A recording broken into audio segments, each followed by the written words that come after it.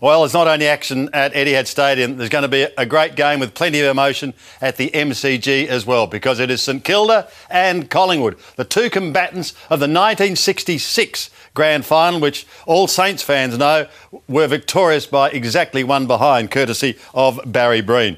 On that particular day, St Kilda defender John Bingley had the job of minding the explosive Collingwood champion Des Tuddenham. And believe it or not, after all these years, they're still talking. John Bingley has the big job of looking after Des Tuddenham. See Des Tuddenham and John Bingley together and you would swear they're lifelong buddies. Well, take us back to Grand Final Day 1966. Yeah, well, as John knows, it's a long while ago, but... And don't tell lies. Binger, you're playing your 9th game of football. Yeah. You're up against the man who's kicked 7 goals in the second semi. 7 goals, 6. 7. He wasn't a bad player. And you refused to shake his hands before the game. Well, mate, I don't shake anyone's hands that walks over with a smirk on his face, as if to say, who are you? You're a nothing. And that's the way he looked at me, and I said, go and... He said, yeah. I said, go and get you-know-what. Sorry, am I allowed to say that? You are, yeah. So you thought he treated you with contempt, did you? Well, I couldn't hit him. Why the not? game hadn't started. Oh, the game hadn't started. No. Did you know who he was, Des? No, I didn't really. He's a liar, he did know. I didn't know. You reckon you made him famous, don't you? I mean, you're the bloke, you're the Collingwood captain, you're the most important player in black and white that day. You've kicked 7 goals in the second semi. How many times have you played over in your head what might have happened in the last minute? You've got the footy, you're streaming forward. I presume you're looking for Ian Graham. What happened from there? Reid is in front. Behind there is Tuddenham. Tuddenham with the whole field in front of him. Well, you still see Ian Graham today, you know, and Bob Murray together, and all of a sudden Ian Graham just doubled back, you know, thinking that I was going to probably have one more bounce and go over his head, you know. So did you weigh up whether you should have had another bounce or no? At the given time, to be honest with you, no, I just drove it in there. I thought, well, this is it, you know. I knew it was minutes to go, only minutes to go, you know. Yeah. So I really had to drive it in there, you know. Are you jealous of Binger? He's a premiership player. Put it this way, I'm not jealous. I'm jealous. You were shitty. I still believe, yeah, sure I'm shitty, because you're playing 3 grand finals and you don't have a cup. But it's 50 years on. Is the wound still raw? Yes. No, a little the bit. The cuppy, but not our friendship, not at all. No. But yeah, of course, I'd love to have had the cup. You know, you see Baldock with a cup. He's got my jumper on and he's got the cup, and yeah, sure, would be fantastic to have it home. You are interviewing us as if this is 50 years ago, right? Yep. Right. Yes, from 1966 to today. And the good news as far as St Kilda is concerned, speaking of today, is that Nathan Freeman, who we haven't seen for almost a year, it's his first game back, is playing in the Development League. He's had 46 touches in the first 3 quarters. He's been put on ice now, but that is some good news for St Kilda. We can say welcome back to Nathan Freeman. Let's now go to the break and we'll check the latest sports bet odds on the game with Nathan Brown. Thanks, Andy. Well, there has been some money late for the young Saints. They're at $2.40. Pretty much nobody knows where Collingwood's at. So they're at $1.59. They were very ordinary round 1, and the punters can't get a beat on what they're doing at the moment. The first goal scorer market, Alex Vasolo. Gee, he's in form. Kicked the big bag last week. He's at $8.50. Nick Riewoldt in his 301st game, he's at $11. Now, if you place a head-to-head bet on any AFL games in round 1 to 8 and your team leads at any break but goes on a lose, cash back up to $50. It's happened 8 times throughout rounds 1 and 2, but please always make sure that you gamble responsibly.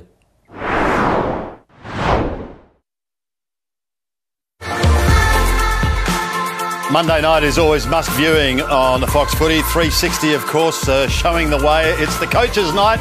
Nathan Buckley and Chris Scott are going to be joining us there, and always looking forward to that. And don't forget, On the Couch with the quartet of champions. And their special guest this week is the package. Jake Stringer, the Western Bulldogs star forward, is going to be on the couch with the boys. Great viewing, as I said. Now, the Pies are set to make their way out onto the ground for this history-making game, you could say, if we're going to turn the clock back to 1966. I doubt that too many will be seeking revenge, but Collingwood will just be looking to get their season really on track. As I said, they have made a couple of changes, and good ones too, with Goldsack. Jumping Jeremy Howe is coming into the lineup for his first game. Good to see him, and we'll have a look at the lineup now, courtesy of KFC. As I said, 4 changes: Goldsack, Jeremy Howe, Matthew Goodyear is in for his first game as well, and Maynard. So Macappa, Frost, Galt and Ramsey, sadly, out with a knee are the changes there for Collingwood, who snuck over Richmond.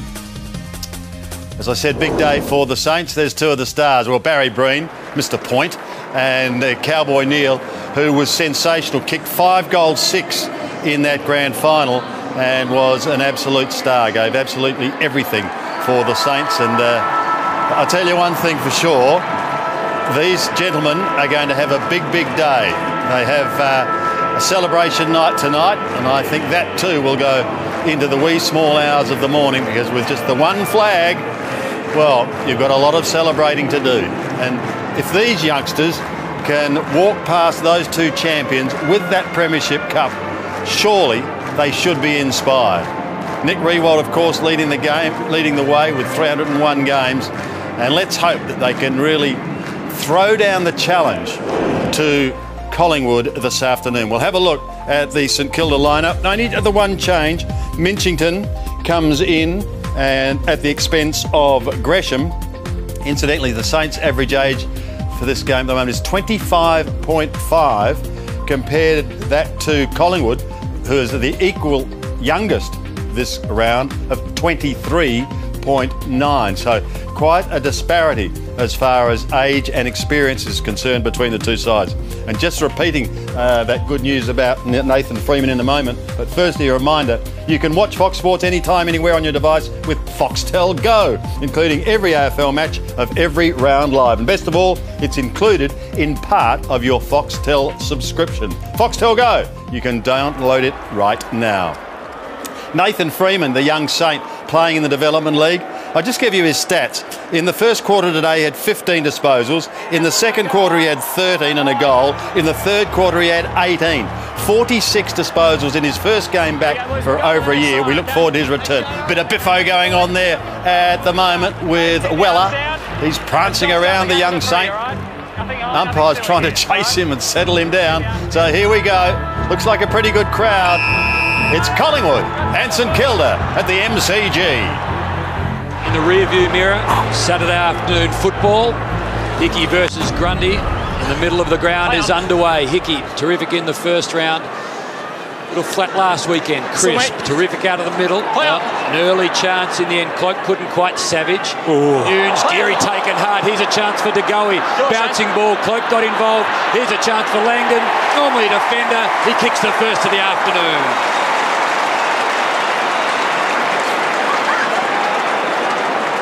Well, a perfect start. So much energy around the St Kilda Football Club. They kicked the last goal of last Friday night. They get the first on Saturday afternoon. Great start in there from Jeremy Howe as well. First game for the club. Come over from Melbourne, a club that he idolised as a kid. Had Nathan Buckley's signature in his pocket. So great start there for Jeremy Howe to not just do the flair things that we know he can do, but get in, create a hard tackle and create that goal.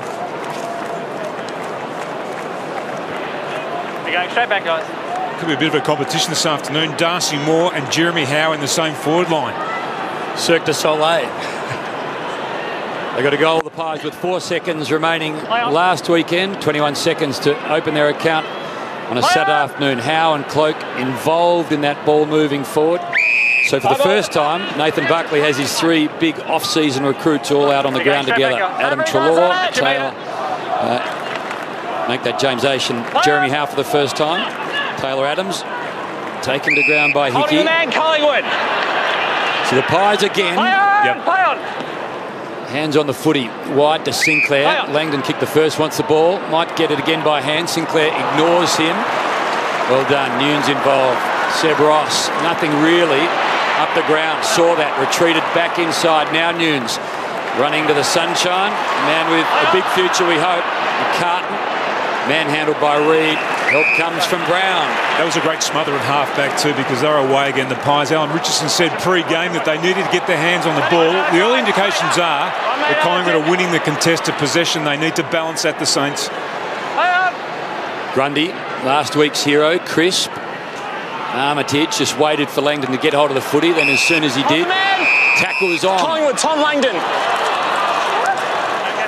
I'm through. They came up against the ballistic Bulldogs last week, the Saints. They could not get their hands on the ball. They play a different brand of football, the Bulldogs. They dragged them to all parts of Etihad Stadium, and they were just never able to set themselves properly. So they need to get their hands on the ball and control it. For Solo, another of last week's heroes for Collingwood. Geary's gone to him. He'll be looking to shut him down early, I think. Move it on. So Pendlebury roamed halfback last Friday night. That's a great speculative kick there. Adams, terrific, wider ball.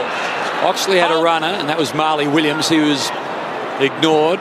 Over the top to Goey, gets into space. Still a kick and a half from home. Gilbert shuts him down quickly. Ball moved on. Goldsack, one of the 4-ins for the Pies. As a runner, Oxley runs into trouble, gets out of trouble. Still a chance from a long way out. Well, a little bit of a shepherd. It'll do the trick. Oxley gets the Pies second. What about that bit of play there by Pendlebury, though, to actually chance his arm that way? Like, if you're prepared to have the courage to hit that kick, it just opens up the whole field, Busher. Once you could be hemmed in on one side of the ground, you take that kick. Adams made the most of it, but it opened up the whole field and gave them some attacking space.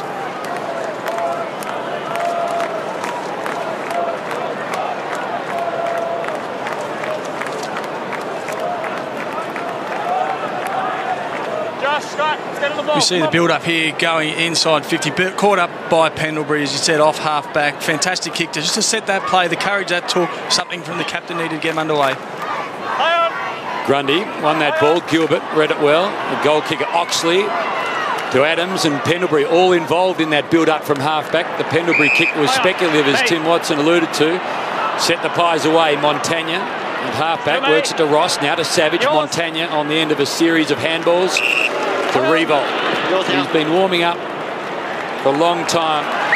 The 4 games today, he was out 70 minutes before the bounce. Minchington, low ball, replacing Gresham this week. Reed at halfback, almost delivered to him. The ball tough on the outer side. Oxley did a good job. So Grundy thinks about Treloar.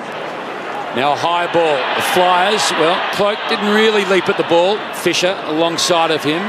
Back to Montagna by hand, wider to Roberton. Yours now. Low ball. Well, Revolt. Hot on his hammer was Marley Williams. Treloar. Pendlebury ignored to Crisp. He'll want his left boot within range.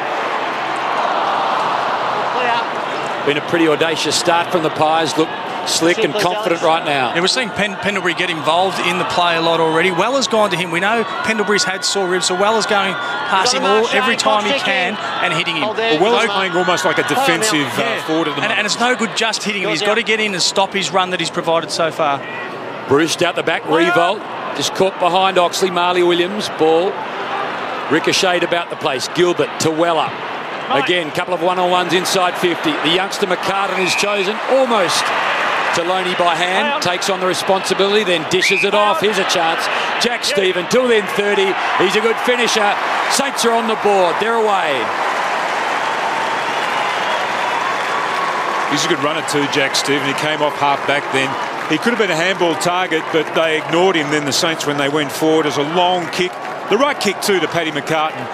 And the youngster realising that he was on quite an acute angle then, just squaring the ball up enough there for Steven, who really last year I thought that he came into the elite class of midfielders in the competition. And you need to curb his brilliance if you are going to stop the Saints from moving the ball. See McCartan here getting the mark, but Stevens kicks the goal. Last year, Trevor Barker, medalist, he's continued his great form, his speed in around the stoppages and been able to find that open space to finish. So Steven gets his second goal of the year. He got one against Port in round 1. Scoreless last weekend, but he's been prolific getting the football, averaging 32.5 in the first fortnight of the season. Ross worked it onto his wrong side and did well. Got into the hands of the skipper. Here's a chance. Billings. Penetrating ball inside 50. McCartan and Bruce just collided at the wrong moment. Maynard and Reed do enough. Now to Brown. Out of trouble, the Pies, but it's going to come back. Roberton, all on his lonesome. Inside to Ross. Do take it. Now cross half-back, Dempster. Fisher, they've combined over the years together. Fisher now finds Montagna. Cloaked a long way from home. Well, Montagna just darts back inside and then risks the ball through the middle. Well done, Dunstan. Got Savage running through the circle. So Savage now, again, a long ball inside 50. McCartan, Brown just knocked the ball away. Almost a chance for Weller. Got the ball, but as soon as he did, taken to the ground. Well done. Maynard, the tackler. Thanks, mate. He's got some power in his kicking, hasn't he, Savage? Became really one of the better running defenders in the competition last year. Clearance is 4-1 Collingwood's way, so at this early stage, they're just beating the Saints around the ball. Langdon to Sinclair. Quickly over the top to Maynard, who put the tackle on. Stopped Weller moments ago. 50 metres. Against Hickey, then just encroaching that space. Protected area, Tom. As we saw in that play prior for St Kilda, they're looking to play on every chance they get. They're leading the competition at the moment in terms of percentage mark play on at 45.5%. Huge numbers.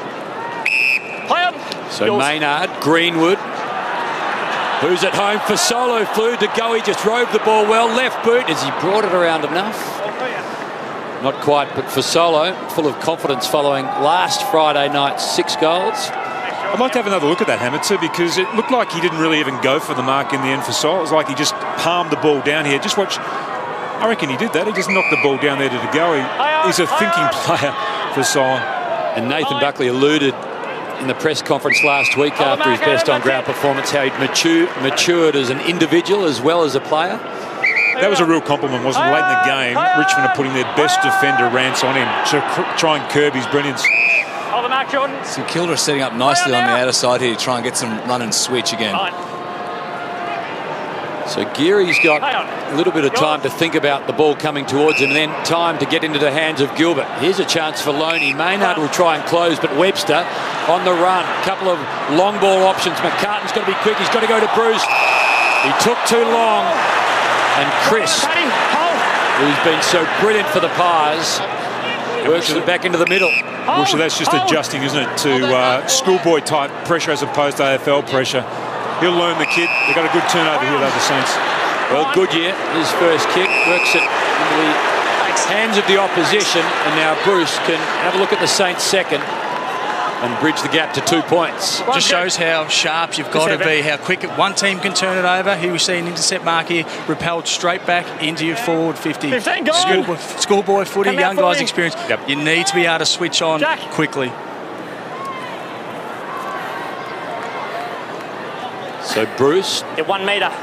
Yeah, I got it. After spending a couple of years at the Giants, has really reinvigorated this St Kilda forward line, and if he continues to produce that, they'll love him for a long time. Saints have a couple.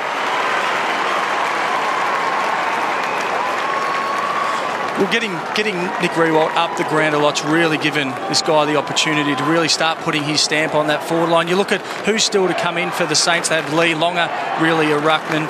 There's a couple of guys there now. They're starting to get up to create a strong forward line. They've got great speed in around their feet, but this is a guy that really needs to start putting his stamp on it with Riewoldt getting up the ground a lot more.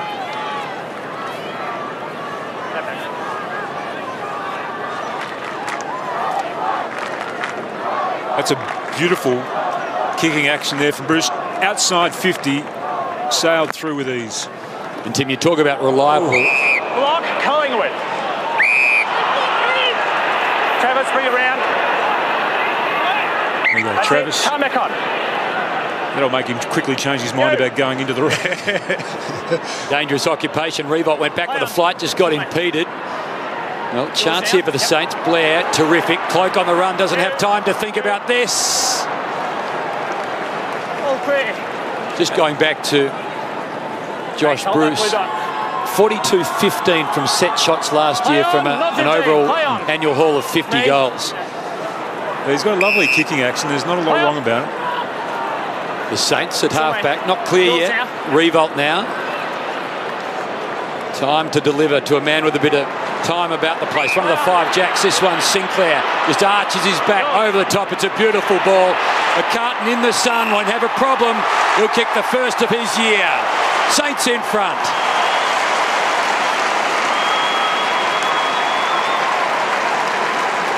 That's great ball movement. Yeah, great spread. One end to the ground to the other. Revolt doing his job, as you mentioned before.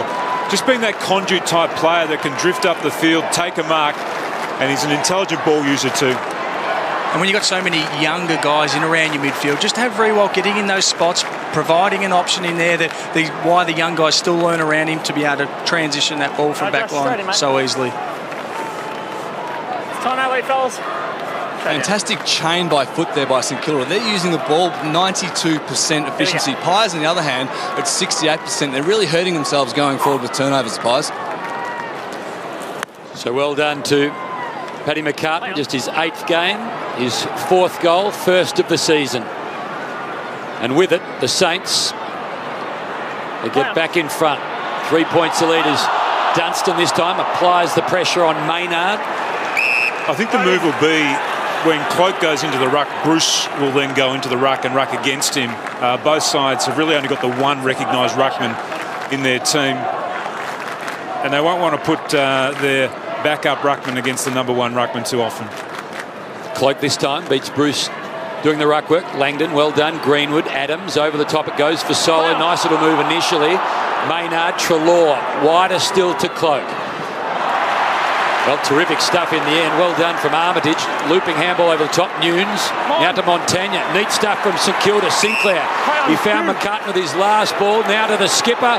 The skipper, well, Williams was terrific. Went back with the flight. Read it well. Riewoldt was impeded. Sinclair now underneath the pack. Riewoldt pleading for holding the ball, but Williams, well, his hand in the end was instrumental. Really good courage there, going back with the flight of the ball for a smaller player going in front of Riewoldt. Fantastic courage. Riewoldt this time, over the top, Greenwood. Taylor Adams, Jack Sinclair trying to hold him up. Somehow they managed to get it out. First man there will be Savage, bouncing ball, controlled, little give. Pretty good to Dempster. He's got to deal with De Goey. The tackle was great still. Robertson on the end of the loose ball. Savage now retreats. Montagna normally finds his man. Looks, well, almost to Bruce. Just a little bit too hot in the end. Bulleting ball from Reid. Langdon got caught behind Bruce. Got hold of the football, lost it. Doubles back. He and Greenwood kick the ball in. Greenwood somehow finds Brown. Back it goes. Blair and Reid. And Reid to the outer side. In the back. Just further to the point that Sully made before about the disposal efficiency, and it's the Saints' pressure at the moment. They're applying a lot of pressure every time Collingwood player has the ball. They're forcing them into error. And that's what they were great at last year. They were the swarming Saints. They made it really difficult for you to move the ball against them because of that pressure, and we saw it in their forward line then. We also saw it round 1 as well against Port Adelaide. The pressure, they started off, it's obviously a big emphasis. Again, pressure error. 2 metres, Tom, here please. So it was Armitage who applied the pressure to Maynard. Hold. And Ross to the 301 gamer, to the top of the square. McCartan trying to work his way back in front. But Reid does enough, and James Aish floats back, full back now. Play on. You. Second game as a Pyre. Struggled with the Lions last year. He'll be given a lot more opportunity at Collingwood. They're getting the chances, the Saints. 8 of the last 10 inside 50, so they're getting their chances in there. They've just got to capitalise a bit more, because as we can see, a game can turn if they're not making the most of these inside 50s. So again, the two forwards ruck against each other. Saints work it through. Nunes now Montagna. Again, McCartan the target. Leaping ball. Reid, fist onto it. Fell to Ross. Well, that kick is really clever. Loney now loves his left. Well, Riewoldt just having a chat with the youngster saying, I was on, settle down. One of those two. Played on with his natural attacking instincts. Lead out to 4.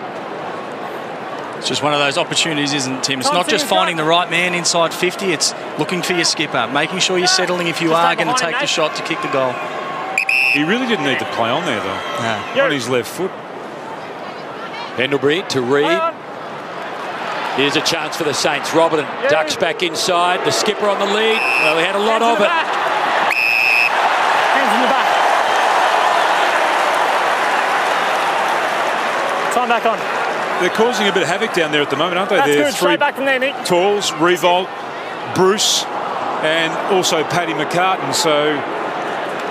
and they're getting plenty of opportunity and plenty of supply at the moment. And they're getting so much opportunity. The game is being played in St Kilda's half.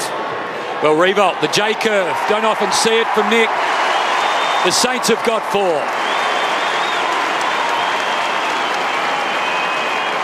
Patented and licensed by Stevie Johnson, used by captains all around the league. You can just see that, can't you? It doesn't matter what part of your career you are, you can still learn. You can learn something, yeah. I wonder whether Stevie J's collecting some sort of a residual.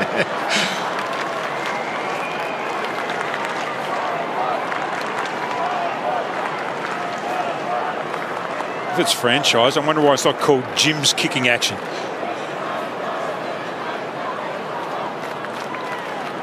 Off to a great start here, St Kilda. Particularly in their front half there, they're providing great space for each other. And got Collingwood on the ropes in the early part of this game. So the 33-year-old gets the Saints 4th, his first of the afternoon. Kicked a couple in the opening 2 rounds. So 5 for the year now for Riewoldt. Hustling through Aish, got boot to ball. Well done, Ross. Played the role of goalkeeper, knew where the ball was coming. Out to the wing it goes. Quick hands. Ends up with Maynard. Normally wants his left. Pushed onto his right. Gilbert. Nunes. Ross. Now leading Riewoldt. Out the back, Goldsack. He's again being asked to play all around the ground by Nathan Buckley. Brown. Now to Pendlebury. Lowered the eyes. Hit his target. The debutant, Matthew Goodyear. Well done to Michael and Rachel. Will and Tess, brother and sister, watching on as the big fly comes. Here's a chance. More. Son of a gun over the top to Cloak. Well, the finish is on. A settler for the Pies. Back to 4 points. Interesting there, Travis Cloak wanting to play on, get rolling. I'm not going to take this set shot. Let's just get this done. Well, it was a 2-on-4 actually when the ball went into Collingwood's forward line, but Darcy Moore had a good run and jump at the ball, and we know that he has enormous potential. He's a high leaping type forward, and then Travis just making that space in behind him. But that's one of the most positive moves we've seen so far from Collingwood. Their first mark inside attacking 50. Time to lead, boys. Good strong mark there by Moore. Gets it over to Cloak, but I'm liking Cloak up the ground a bit as well. 6 disposals, got on the run there, finding the space, so that's going to get his confidence up. Been giving Brodie Grundy some relief in the ruck. Cloak now drifts down to forward. Grundy back into the middle against Hickey. Well done, Loney. Clever over the top. Gilbert, Ross. Hurried ball to half forward. Bruce just underneath it a little. Weller stood up in the tackle. Dunstan now to Ross. Got away from Treloar. Bit of space for Nunes. Lowers the eyes again. Goes searching. Minchington. He can settle here, the youngster from Dramana. He's been sighted only briefly in a St Kilda jumper. Level with me. Down. One more. We're seeing on occasions here Saints players getting in space forward of the ball. Collingwood are just ball watching, getting sucked to the contest. They need to swivel their heads and ensure they're not letting anyone get past them like they did just then. So for Minchington, 10 games across 3 seasons coming to this year. His first game of this year. Well, just drew a little late. The Pies are going to have to start doing some work on Seb Ross. He's got up to the 12 disposals, being one of these real link-up players for the Saints. Well, again, this pressure, this time from Weller, just stopping the Pies. Goldsack having to retreat. Pendlebury to Williams. Now over the top to Taylor Adams. Wider ball, little fumble from Grundy. That's it.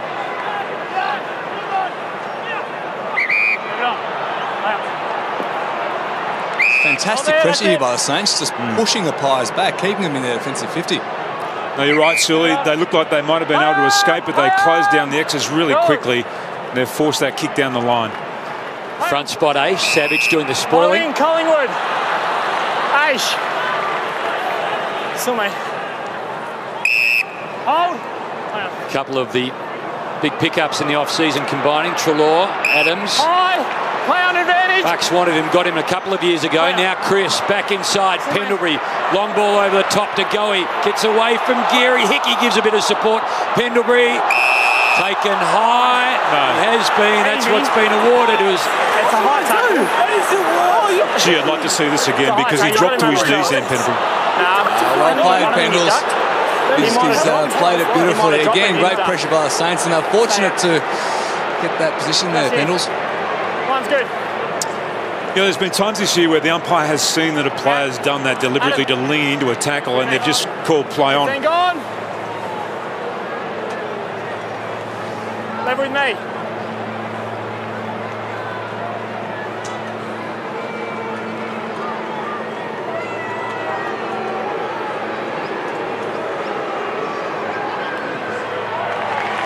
Well, it was in good hands. You don't want to moz him before he kicks, but the skipper gets his side back in front.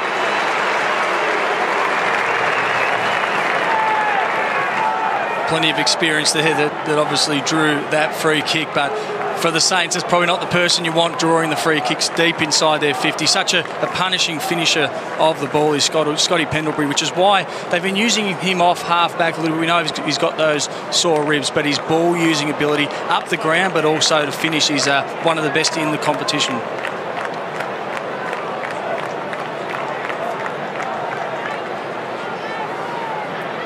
So Pendlebury gets his first major of the year. Collingwood back in front. Extraordinary consistency, Pendlebury. Best and fairest 4 times in the last 5 years. 3 in a row. Top 3 in the best and fairest 8 Holding man, St Kilda. of the last 10 years. A model of consistency. Armitage, sweeping ball. Montagna. Now a couple of big men to choose. McCartan in manhandle, says the umpire. That was great play there by McCartan and Hammer. He actually used his body to push into Reid and drew the free kick. He forced him to actually put his arm where he did, which was too high. Just watch this again. And that was all done because McCartan actually leant into him early, picking up the read on the ball. He's got the smarts, this kid. He just needs another couple of seasons probably in the gym and working on his endurance. 8th game, he's never kicked.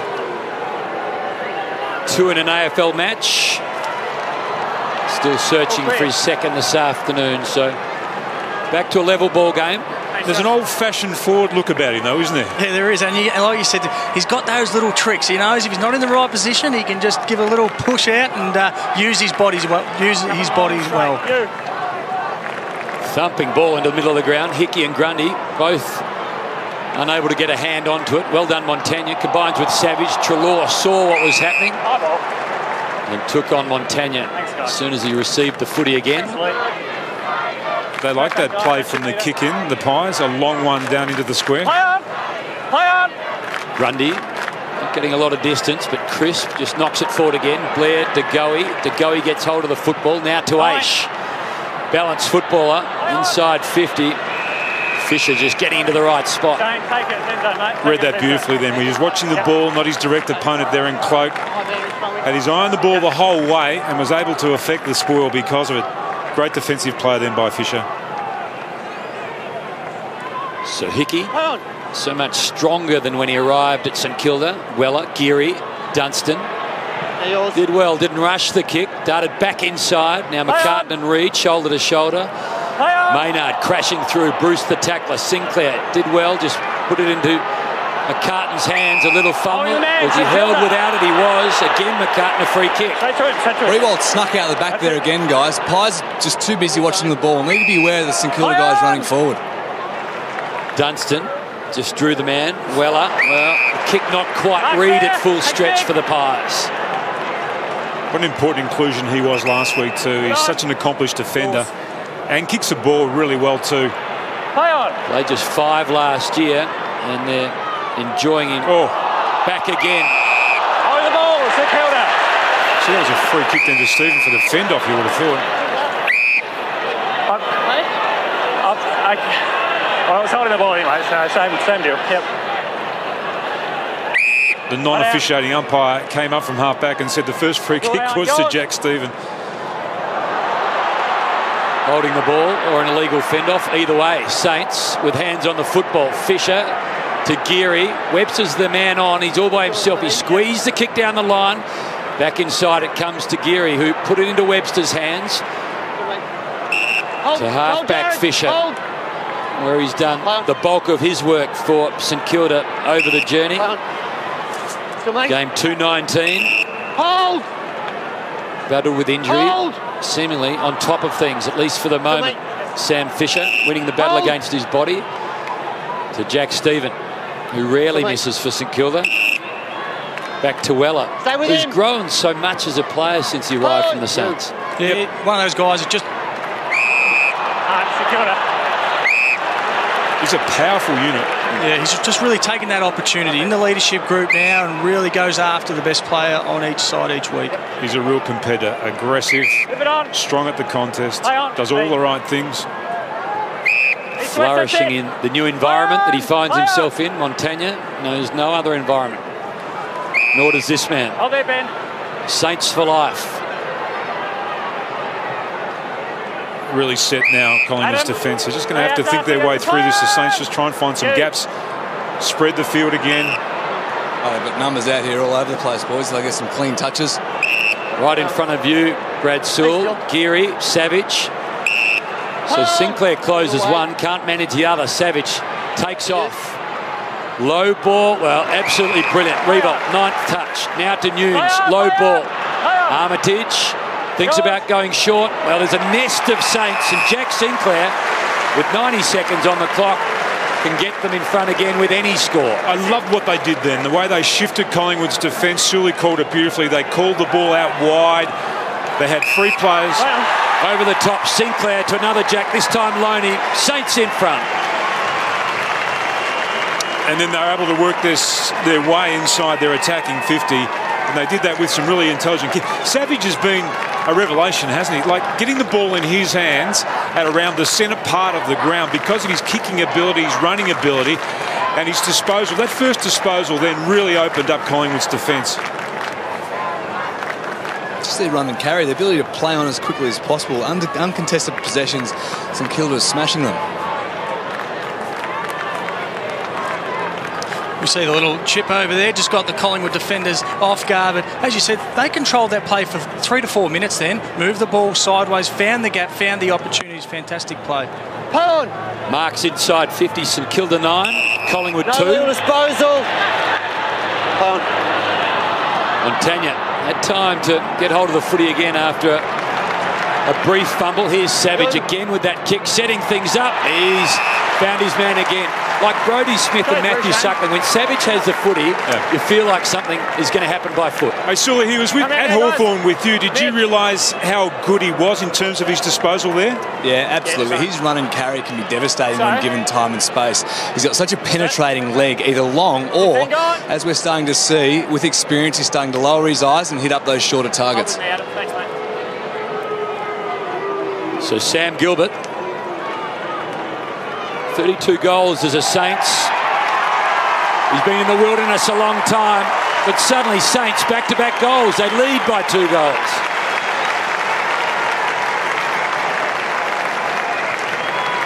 An entertaining first quarter of football, Woosha. 10 goals scored, a lot of end-to-end stuff.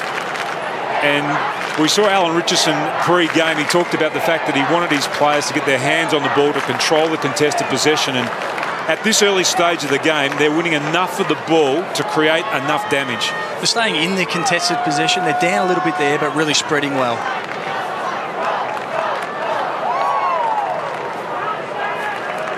Well, Saints will be buoyed by this opening term. 5-6 for the week.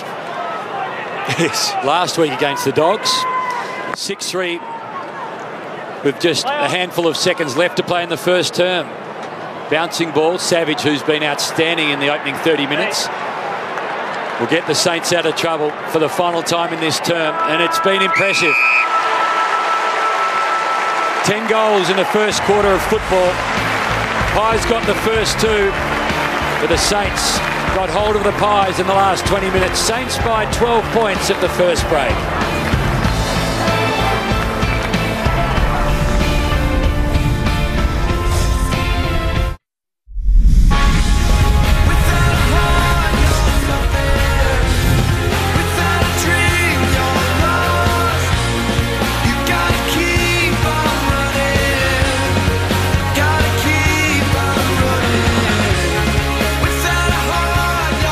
Got the first 2 of the afternoon through Tommy Langdon and Oxley, and then 6 of the next 8 to the Saints, including 1 to the skipper, Nick Revolt.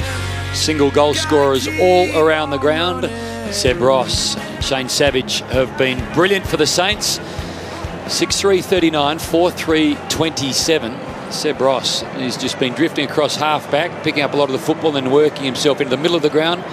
Savage has been brilliant at springboarding the Saints from half-back in the wing. Pendlebury and Adams, the major ball getters for Collingwood. Let's go downstairs to Brad Sewell. He's alongside a former Saints great. Harves, thanks for joining us. Disappointing finish in that quarter, given a tight start. We started well, but we've been able to find them in transition. We've given them 40 uncontested marks, way too many, so we've got to close that down and limit the supply inside 50. And Saints getting spare numbers forward of the ball at times as well? Yeah, I mean, there were some horrendous turnovers that they got out the back on, but our biggest area is actually when we get in our front half, locking it in there, and they're getting it out far too easy. And a couple of marks for St Kilda inside 50 as well hurt you there too. Yeah, and that was an issue last week. It's a big job for our defenders. I mean, at the end of the day, they just got to get it done and get the ball to ground. Thanks, Harves. All the best. Whenever you think of Robert Harvey, you think of Saints. Today he tries to work out a way to beat his old firm. Collingwood haven't won a lot of quarters this year, Tim. Just been told by the man in the truck the only quarter they've won so far this year was the last term of last week. That's right. So again, they've lowered their colours in a quarter of football, but there was some great play there from St Kilda players, in particular Savage off half-back. I mean, he's become such a dynamic player in the competition. He is one of the best rebounding players. He kicks at a high percentage rate as well, and he kicks with great penetration too, so they often end in a really attacking space when he gains control. Second term underway again. The big men fight a 0 all draw. No clear win for either side out of the middle of the ground. De Goey, who's been lively all afternoon, trying to work his way clear. Saints with the first clearance of the afternoon. And Bruce, who's deadly from a set shot, will have a crack at his second. Reid again. Just quickly here, guys. Marley Williams went down into the race at the end of that first quarter. He's doing some run-throughs here down the ground. We think it's foot, but he's looking a little bit proppy, so I'll keep you in the loop there. They can ill afford to lose Marley. No Swan, no Sidebottom, no Varco, no Elliott. Jackson Ramsey, injured during the week at training, ACL. Brad Sewell will keep us updated on Marley Williams. Meanwhile, Bruce will try and extend this Saints lead. Has won already for the afternoon from about the same distance.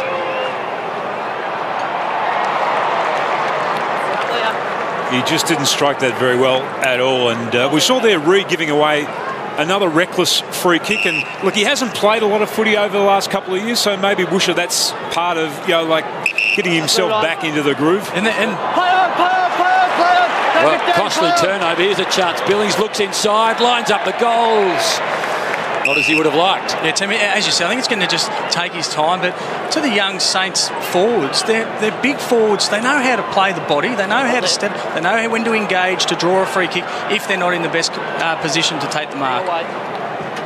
So Pendlebury again controlling things at halfback, this time at fullback. So Oxley,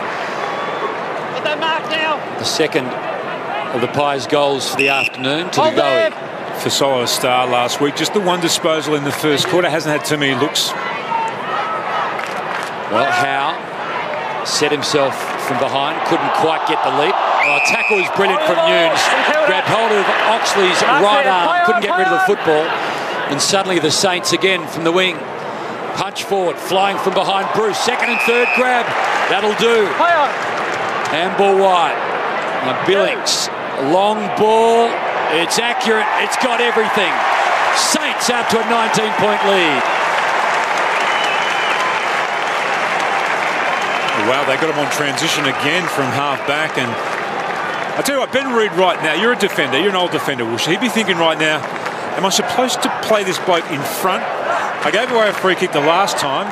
I've got the front position this time, and he's come over the top and he's outmarked me. It's the best position to be in, isn't it, as a forward line, but also as your midfielders coming in, knowing that you've got them second guessing, as we see Marley Williams there on the screen, just watching over the injury. Hard to see. Marley Williams just goes down after contact with Sam Gilbert. You'll see in the slow-mo here. And we've just got him on the bench at the moment. He's proppy, Sully, but he's walking about the place. Keep us updated. Grundy to De Goey, ricochets to Greenwood. Hurried ball to half forward. Here's a chance for Jeremy Howe. Robertson had his arm pinned. It was a good tackle, but somehow got away with it. Nunes. He set up the last foray. Looks for Gilbert, can't find him. Goldsack does exactly what is required. Goldsack's probably one of those players that's come into the side to try and add a bit of experience to that defensive unit. We just saw there Jeremy Howe in his first game for the Pies, still yet to touch the footy. And a sombre Marley Williams looking on. Armitage clever. Weller. Well, 3 Pies all lined him up. Got caught in the end. Grundy. Hang on, no, he's passing it back to his teammate. Time back on.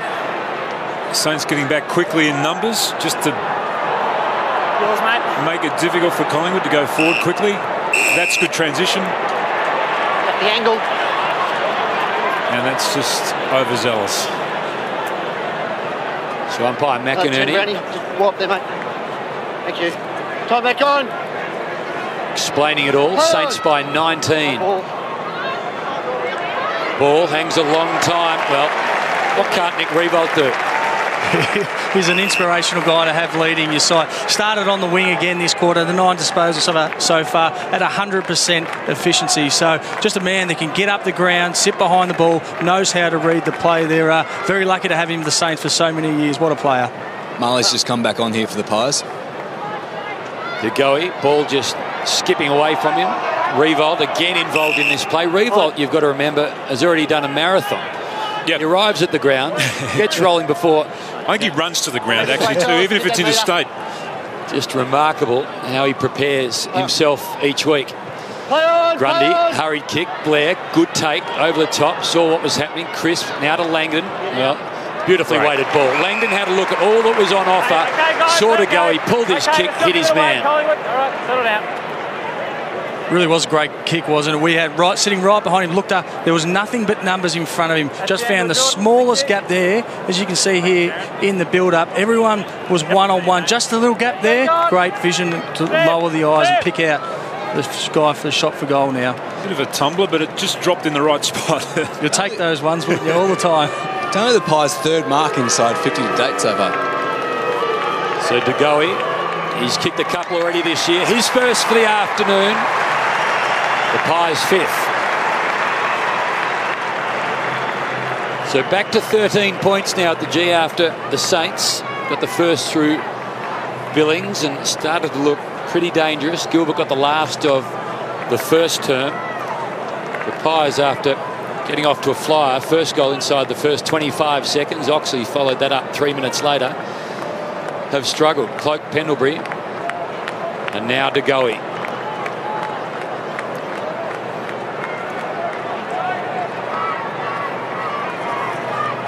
Riewoldt's up on the wing here now. He's forward before, he's down back. He's doing it everywhere at the moment. The leaner version of Nick Riewoldt continues to do enormous miles. Jack Crisp. Well done, Fisher. Just floated in front of Moore in the end. Couple of Saints up against the youngster and the old veteran. So we'll keep an eye on that because it's really Langdon and Riewoldt who are opposed to each other. Well done, Armitage. To go, he tried to get a boot into it, just knock it forward, but Armitage, second effort was brilliant, held it up, strong hands, quickly to his feet. And now Savage, Montagna, Fasolo was closing, knew that, timed it well. Dunstan, Montagna, Robertson to the skipper, Cloak closes down. On the angle. Sinclair, Hickey, Sinclair. Well, this won't be pleasing Nathan Buckley because Rob Harvey talked about their transition, and this is the second time this quarter that the Saints have been able to move from one end to the other.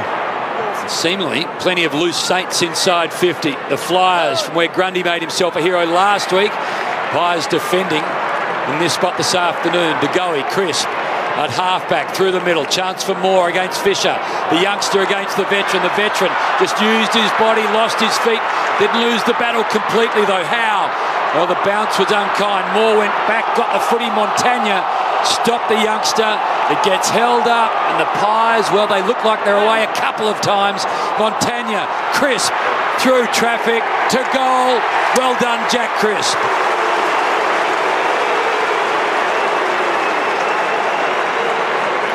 Untidy stuff in the end, and a few times it looked like the Pies would get clear.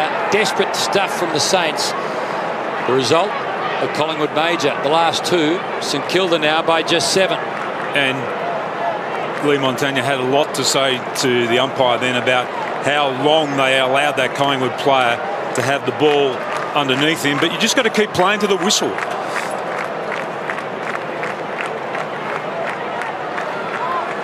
You see, the umpire, he did let it go for a while, but I don't mind that. I don't mind if they get in, just let them play, let them fight it out, broke free, lucky for Collingwood, got on the end of another goal there. I think Matthew Goodyear was the man that dished out the handball, his third touch of the afternoon. The debutant as the Pies get to within 7 points. Brown, Goldsack, back to Maynard, quickly around the corner, clever kick, Oxley. So a depleted Pies outfit with so many of their stars unavailable. Early lead. Watch out, Collingwood! Howe played that pretty well. Little nudge made it look like there was something more. So Howe, 100 games with the Demons, his first touch as a Pie.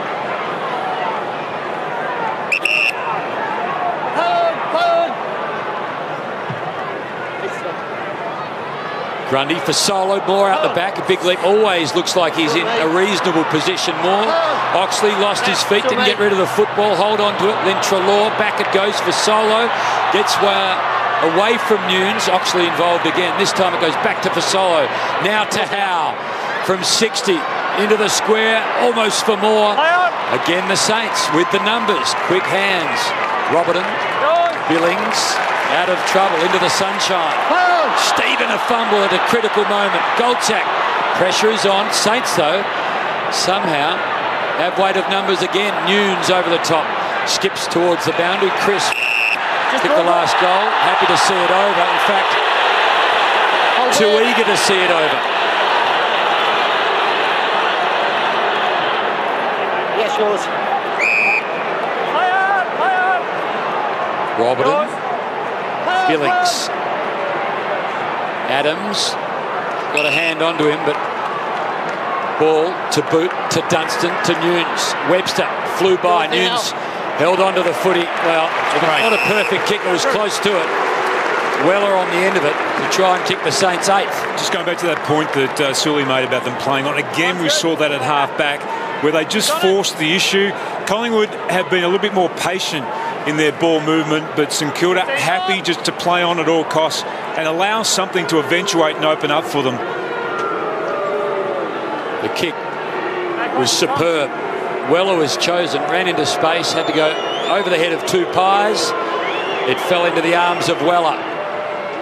That's a beautiful kick to the city end of the MCG. Saints have got their 8th. Weller has his first.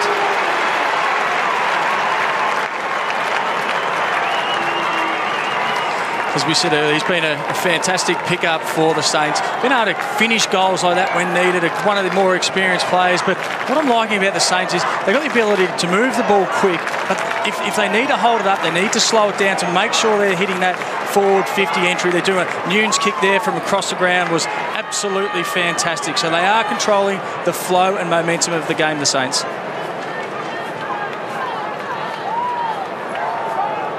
Here's that setup again, just waiting for the play to overlap. Then the diagonal kick, it's a long diagonal kick to that space. Beautiful hit. Montagna up to 14-2. He's doing some damage out there.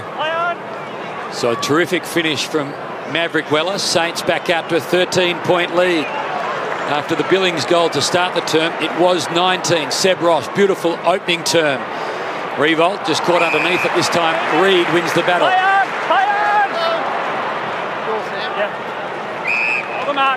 Adams quickly wide. Now the one-on-one contest. Pendlebury and Armour did some quality on the outer side. Pendlebury always looks like he's got a little more time than anyone else around him.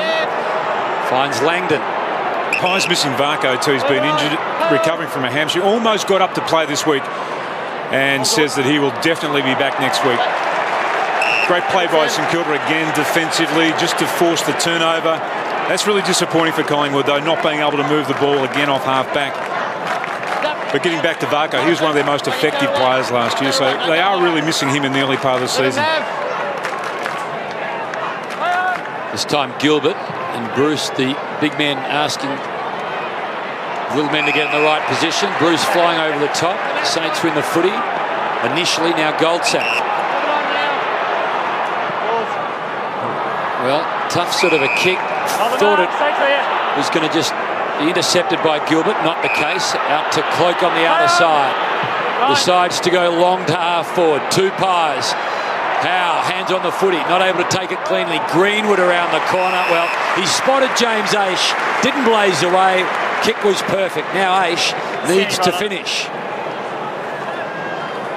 It was a nice settling kick there. You see Jeremy Howe come up, made the contest, didn't stick, but it's going to take him a few games to get under his belt. But beautiful settle there from Greenwood to find now another shot on goal for the Magpies.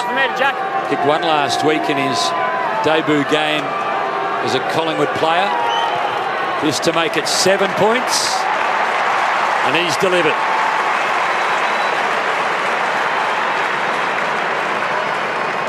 From a very famous football family in Adelaide. If you grew up barracking for Norwood, you grew up barracking for his uncle Michael, a Magarey medalist, his father Andrew, terrific player as well. 3rd year now. Michael almost got to Essendon one year. He stayed at my place for 2 weeks pre-season.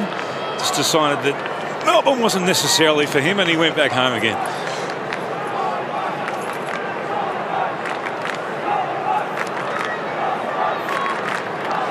We see the build-up there, Jeremy. Good contest, got it down to the front. That's all he needs to be doing, is just working his way into his first game for his new club. 2 clever kicks setting up the last 2 goals. Nunes to Weller. That time was Greenwood to Aish. Back to 7 points at the MCG. 50 years since these 2 teams debuted. Won't get competed on this ground in the grand final. Hickey on the end of a chain. Wide, Sinclair. Quickly they move it on. That's been the Saints' way this afternoon. That's better by Collingwood, just to slow the ball there, force them down the line. Bruce, had to be perfect to Gilbert. Goldsack saw what was happening. Such has been the Saints' ball movement. Of their 11 marks inside 50, all have been uncontested because they're moving it so quickly from half back. 3 goals to 2 in this term in favour of Collingwood, trailed by 12 points at quarter time. Saints by 7 now. There's the debutant, Matthew Goodyear, 19-year-old from Gisborne, former Calder Cannons product, on debut. Again, well done to Michael and Rachel. They'll be pleased to see their youngster on the big stage. DeGoey, Nunes, a couple of likely types doing battle. Adams somehow worked his way clear, only to give the ball up to Savage. Long wait for Bruce, 3 pies. Brown and Reid in the end do enough. Solo's on the bench here for the Pies, as you can just see there. He hasn't had a kick, he's had 4 handballs. Marley Williams came off before too. Looked straight at their club doctor and went down the race for more attention, so things not looking good there for Marley. Grundy had it, lost it. Loney taken high. Go through. Stay there. It's probably the worst part of the ground where an umpire could pay a decision against Collingwood too. The army in that pocket. Well, Loney's low piercing kick, not quite to Gilbert. Little handball over the top, Minchington. Well, Revolt ran into Greenwood. He's bending down, picking up the footy. Take your time.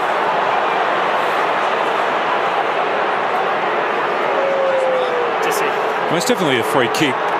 He's got his head down, he's going for the ball.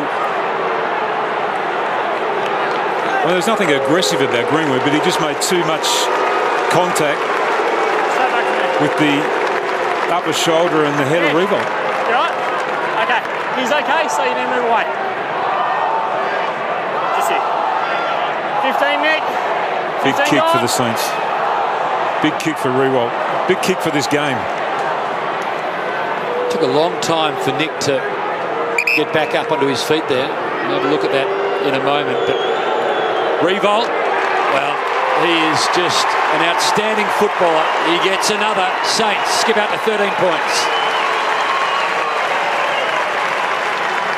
What a superstar he's been over the years. The level of consistency A lot of articles written about him last week, obviously, in the lead up to the 300 game, and Grant Thomas, one of his former coaches, just talked about his preparation and his consistency. You always got the same effort every week from Nick Riewoldt. He gave as much as he possibly could. He's been incredibly consistent across his 301 games.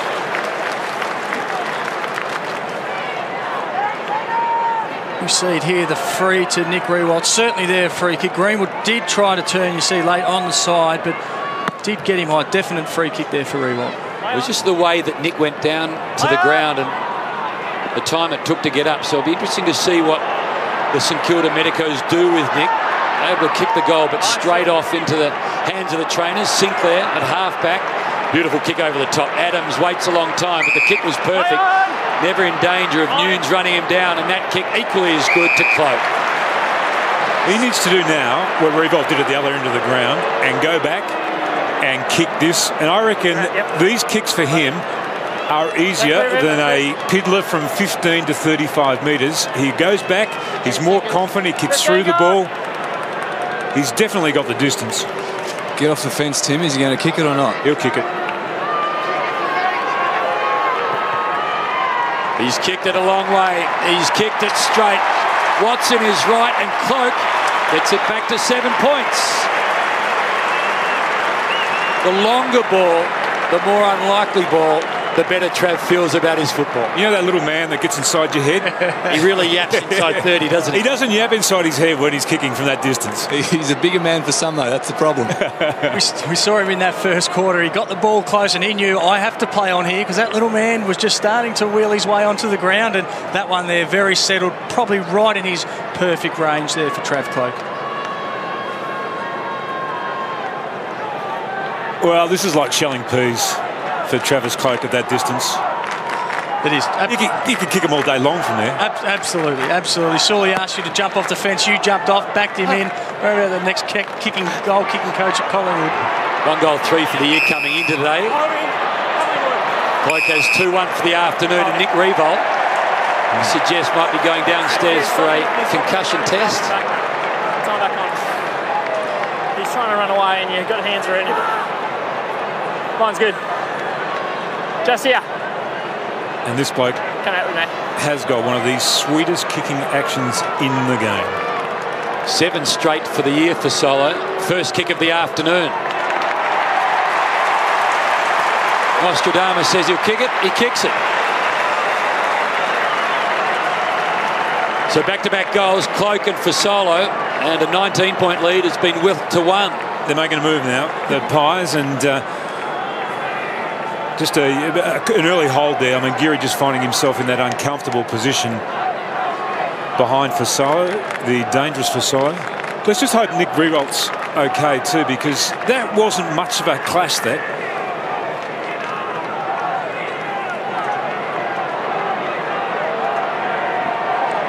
Five of the last 7 goals now to Collingwood.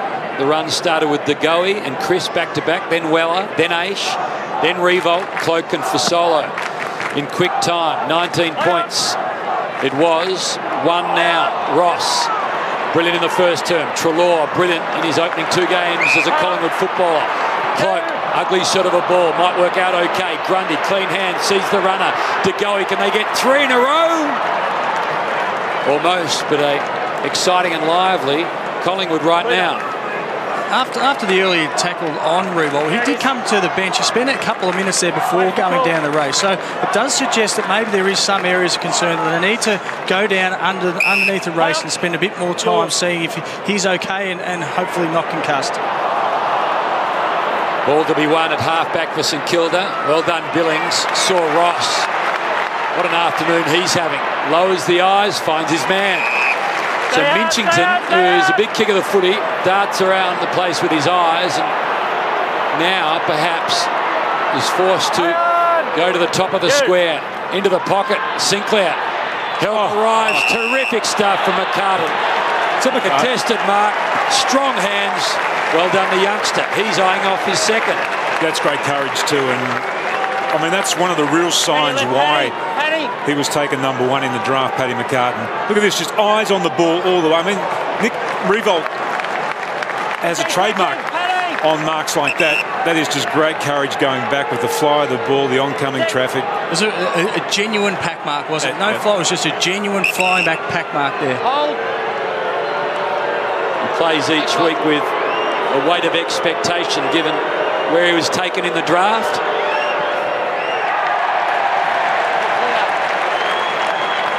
It's amazing how many players do not kick through the ball from those short distances. That was a stab. There was no flow in his kick then whatsoever. It deserved a goal after what he did. Kicking coach on your resume there, Tim? No. Should be. Talking about strong hands, Oxley under pressure.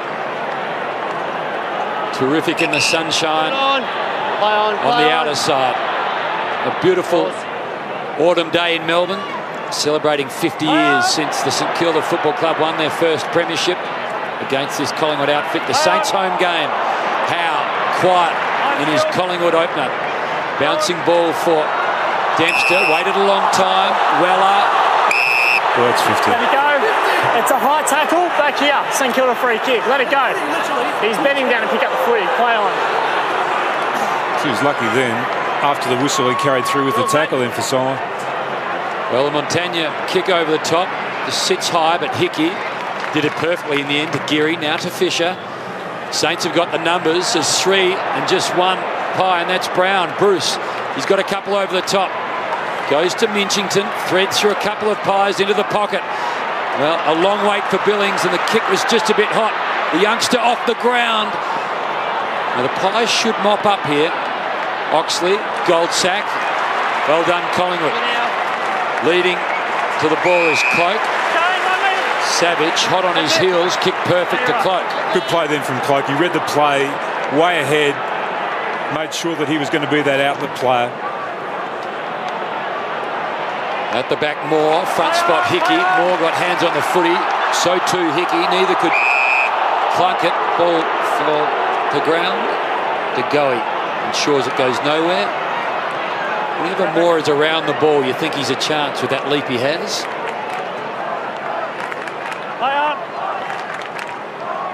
Dunstan. Treloar around the neck. Well, it couldn't have been any more obvious. Umpire staring on Sam Hay, and Treloar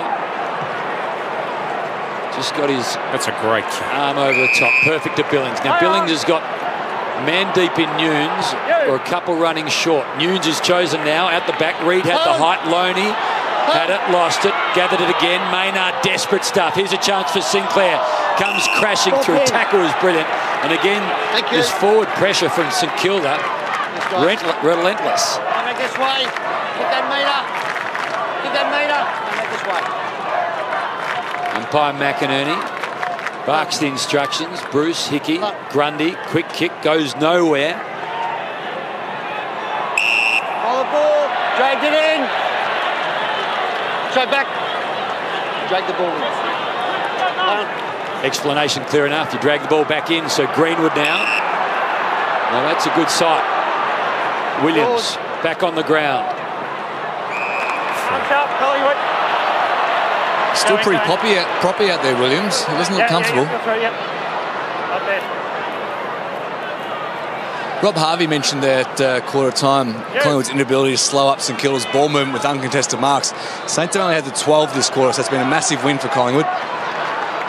Absolutely, Sul is. Montagna flicks the ball around the corner. Minchington, hurried kick, heard the umpire. Treloar, brilliant, had the ball and was tackled and got rid of it and found Maynard, who finds Chris. Aish, Maynard. Well, long ball out the back. Cloak, will it stay in? Not quite. I think Cloak got hands onto it before it went over, but couldn't take it cleanly. They still get great value, don't they, the Saints, from their veterans. You see Paddy McCartan there just taking a breather from Riewoldt, who we've already mentioned. Montagna's up to 17 as well, so he's been an extremely busy player in the midfield. Well, Hickey, I thought, had his arm over the shoulder of Grundy. Umpire didn't see it. Sinclair, there's nothing but green around him when he went to the football. Sat in the air a while. Got a retreat here. Fed it back to Webster. Nothing doing. 2-on-1. Bruce. He's 15 or 20 metres behind Reid. He gets sheltered Goldsack provided the shelter and ends up with a footy. Bruce left him, went to Reid. Reid, nothing really doing, nothing coming at him, not initially anyway. Well, strong hands again. This time it's Ockley, 20 metres further up the ground from where he took the last strong mark. Amazingly, this quarter is set to be only the second Collingwood won for the year. They've kicked 5-1 and St Kilda's 3-2. Really interesting stat. Well, they've won it by 11 points. Saints, though, as they were in 66, ahead by a point. Goldsack's been a good inclusion back at half back there, trying to add a little bit of experience and stability.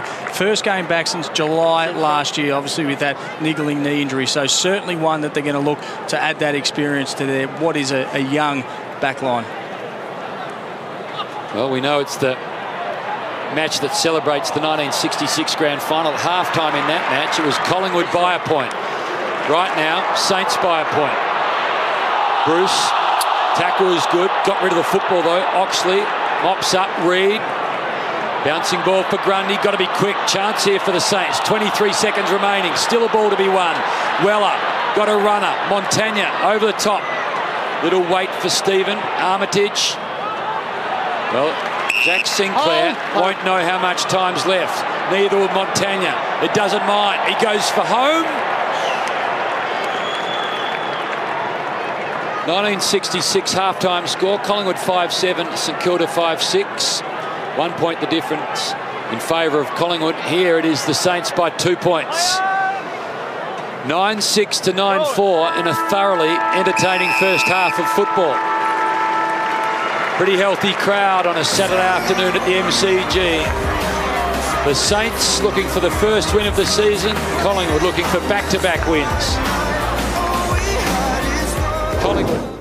Yes, and I think the 31 1966 players that are at the ground at the moment would be pretty proud of what they are seeing being represented by the red, white and black. Saints led by a couple of goals at quarter time, but the Collingwood side has pegged them back. A winning quarter for the Pies, as you heard the boys mention. Just their second winning quarter so far for the season. We'll take a break, then come back with all the highlights from what has been a most entertaining game. It's half-time between the Saints and the Magpies on Jeep Super Saturday.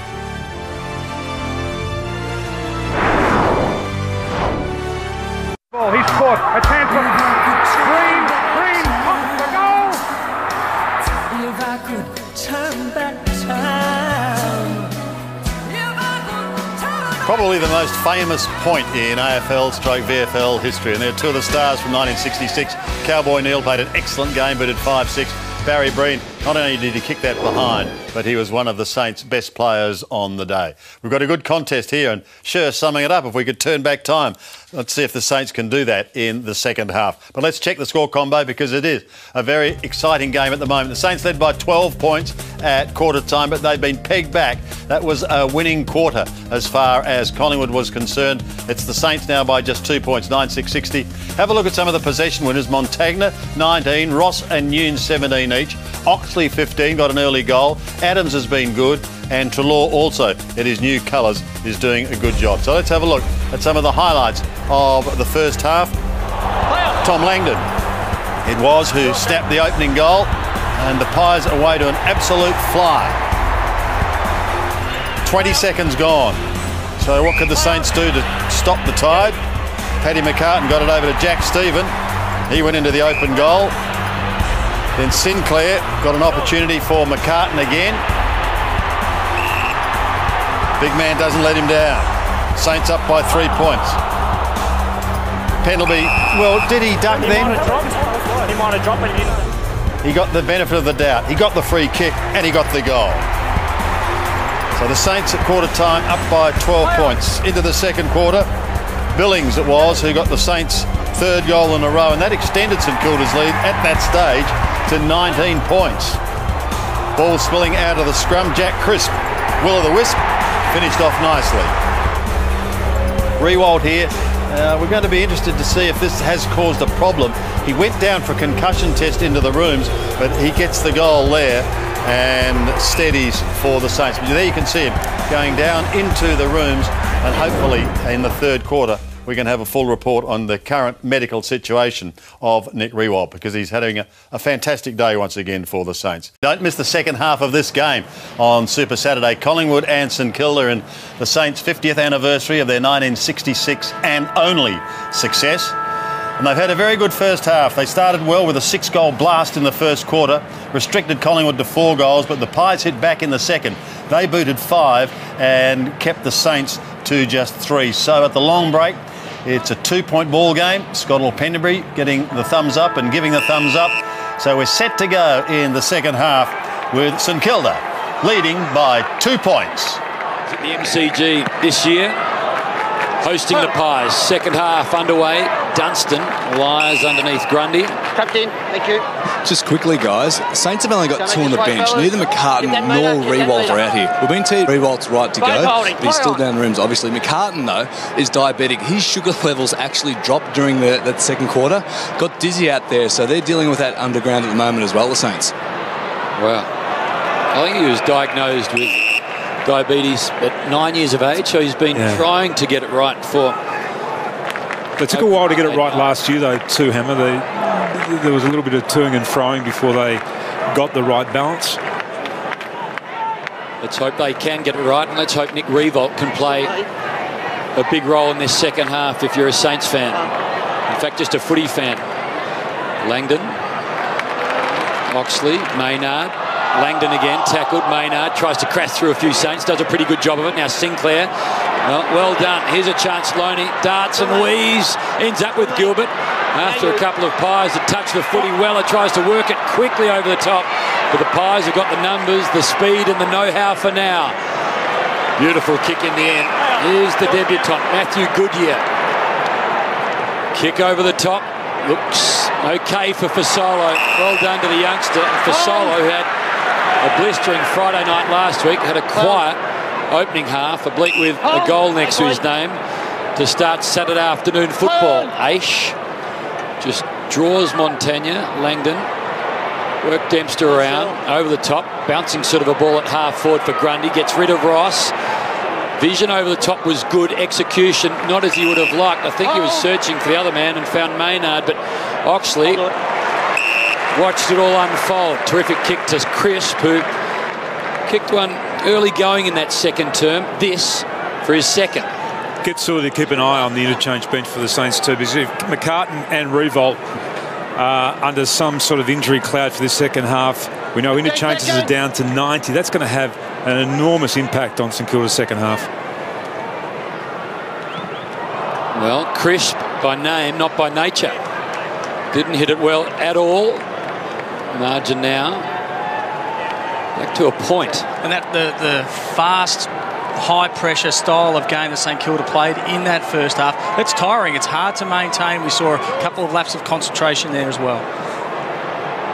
And right now, down by 2. I think we're going to hear from Dr. Rowan White in just a moment on what is happening from an injury perspective. Gilbert, short ball on, threads the needle. Billings heard it, just cruised away. Pies were flat-footed. Roberton. And as the runner in Fisher, Montagna's on the overlap. Fisher just held up really cleverly by Fasolo. He wanted to go over the top, and Fasolo did enough. Why was that play on then? I thought Fisher was just going to go back behind his mark then. He went to the centre. Ross thought about going inside, went wide to Stephen. Terrific stuff from Nunes. Now to Gilbert on his right side, which is his left. Armitage had to go back with a flight, lost his way a little. Oxley did well. Weller almost intercepted, had it, lost it. Langdon taken to ground. Saints will have a look at a goal. I love what St Kilda did then when their ball movement from the centre wing down into the forward line, where Collingwood had set up their players defensively, but they handballed their way through until they got themselves into inside 50, that attacking position. That's another metre, I think, Scott. Yeah, thank you. Yeah. Just a reckless bit of play there by Brown against Maverick Weller. 15 seconds. It's tough to continue to play this way for the Saints. Keep their confidence. They're a young side. They need to keep taking it on. But if Collingwood can slow them down and sap the confidence out of them a little bit, it makes it really difficult for that young side to continue. So Mav Weller kicked 2 goals against Port Adelaide in the opening round. Oh, that's terrific. He's got 2 this afternoon as well. 4 for the year. And the Saints, well, back out to 7 points. Undermanned for the moment as we join Dr. Rowan White, courtesy of Triple M. Doc, what's the update on the skipper of the Saints? Yeah, thanks, Hamish. Nick Riewoldt, of course, down in the rooms, as you know, getting the concussion test.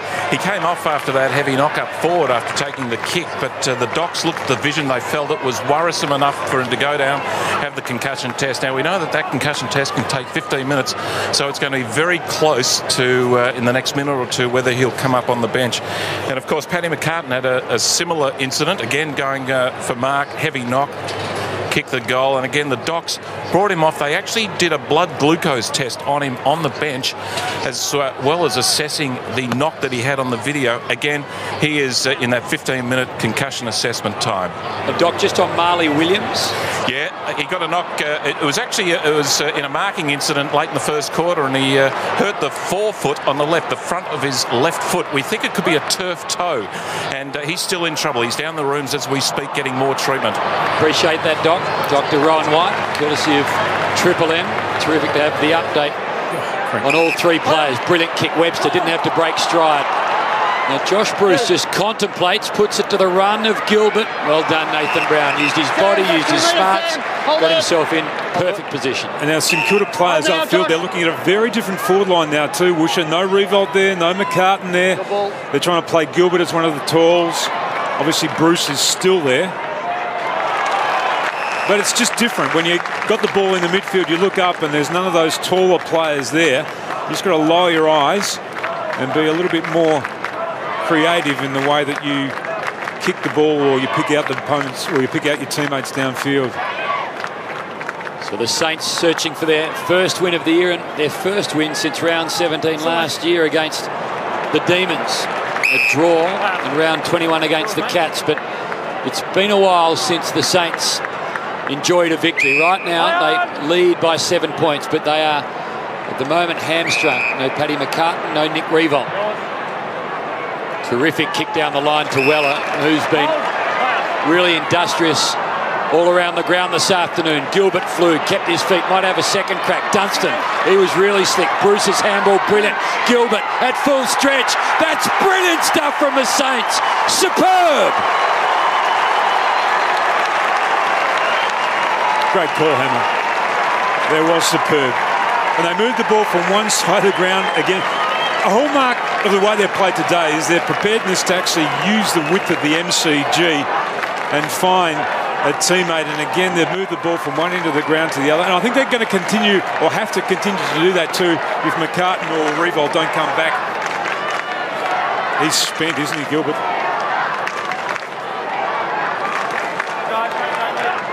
Great hands there from Bruce to Gilbert. The build-up, as you said, Tim, fantastic. They're stretching a lot like what they did in the first quarter, getting the uncontested marks out wide, stretching the ground, getting the overlap run, makes for the easy forward entries. Call that back, guys. Thank you.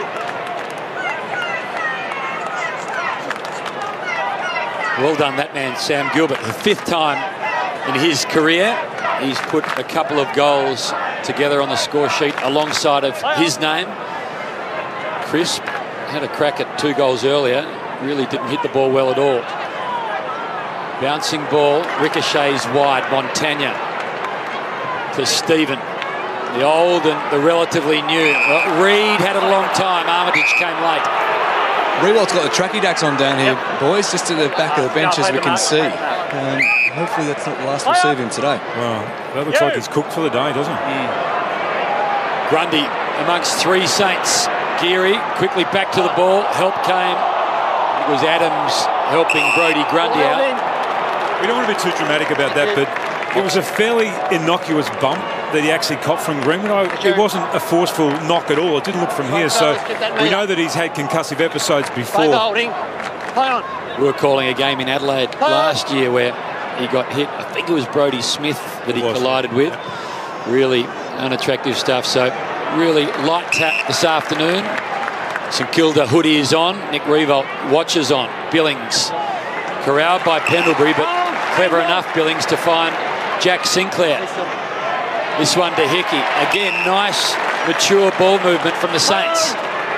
Hickey runs inside 50, doesn't go and blaze away, puts it to a dangerous spot and into the hands of a dangerous forward. They're playing inspired football. Yeah, just really, really controlled everything they're doing, whether by hand or by foot. kicking long, kicking short, control.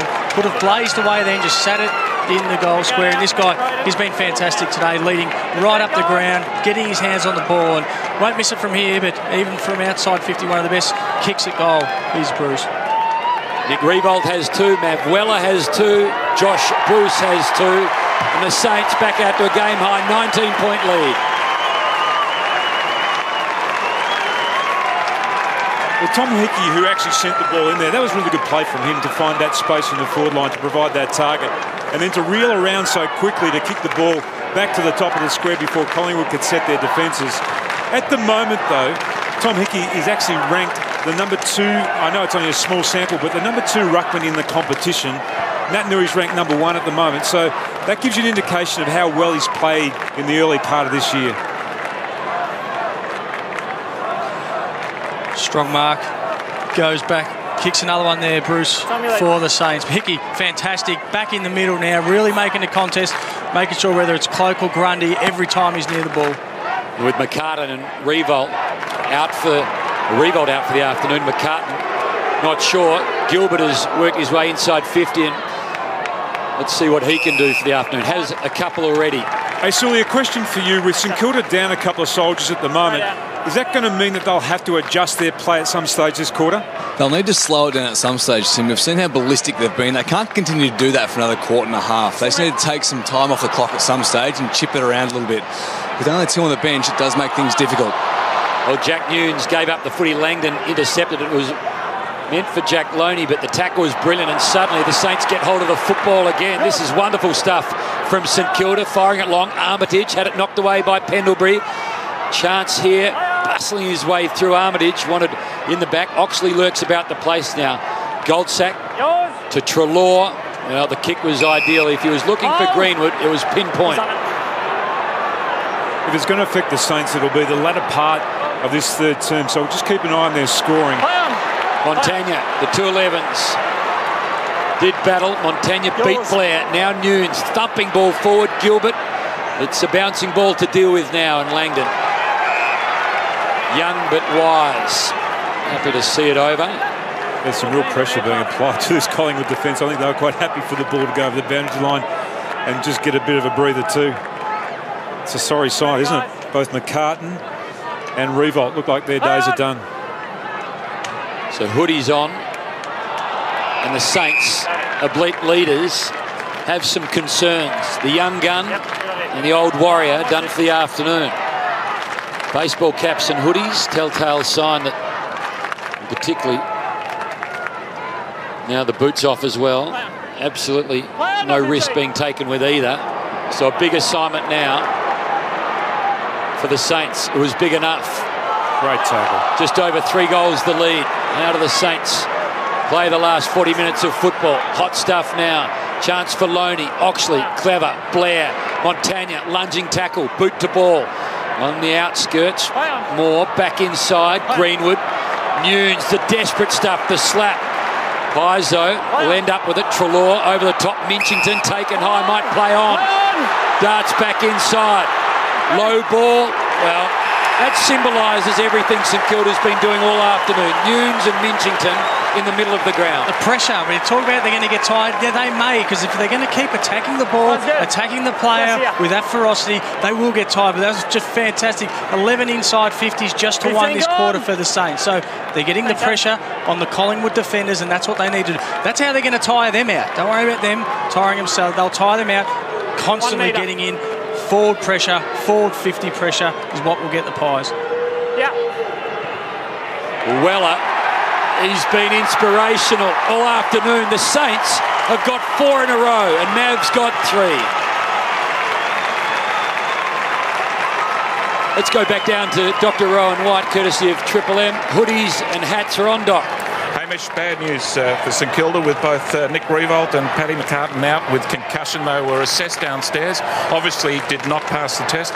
Interestingly, Paddy McCartan, being a diabetic, had his blood sugar tested on the sideline. Now, we do know that that can be affected from this sort of trauma, so probably multifactorial for Paddy. And also news for Collingwood, Marley Williams down in the rooms again, getting that foot checked out once more. He's been down several times. So importantly, the Saints down to 2 on the bench, the Pies down to 3.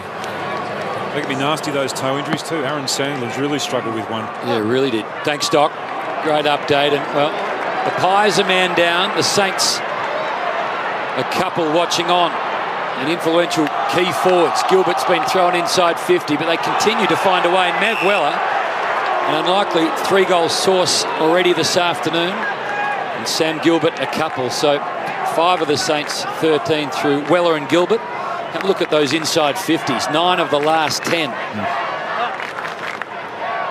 Hickey. He's been really good so far this year. Slightly quieter last week, but in round 1 against Port Adelaide. Brilliant. Look at the tackle this time from Minchington. And the Saints have an opportunity to make it 5 in a row. Haven't they got an appetite for it?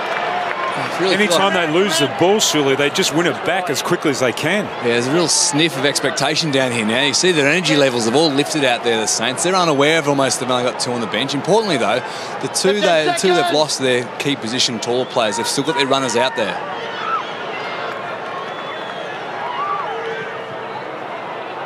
Well, to the top of the square, not quite where he wanted it to be. And for the moment, some relief. You've got to wonder about Pendlebury's fitness too. He hasn't touched the ball in this third term. You would think for Collingwood to win this game, he's going to have to play some sort of a role from here on in. Chance for Montagna. Close run thing. Did well. Hickey. He's become pretty mobile. Geary again hemmed in. Montagna. Nunes likewise. Almost for Armitage. Had it, lost it. Free kick going Armitage's way regardless. Come on, hold it. I'll be arm early. Hammer, they're just pumping it in there too often. And that's what's going to happen. You're going to get those free kicks. You're going to get those free kicks like we see here for Armitage. If you keep putting pressure on the Collingwood defence, get it in quick. We saw the number of inside 50s so far this quarter for the Saints. Those things are going to go your way. You're going to get those little ticky-touch free kicks. You're going to get the mark that's going to drop short. You keep getting in there, you're going to give your forwards the opportunities. To make it 5 in a row for St Kilda after the Pies kicked 5 of the previous 7. Well done, David Armitage. Game high, 31-point lead.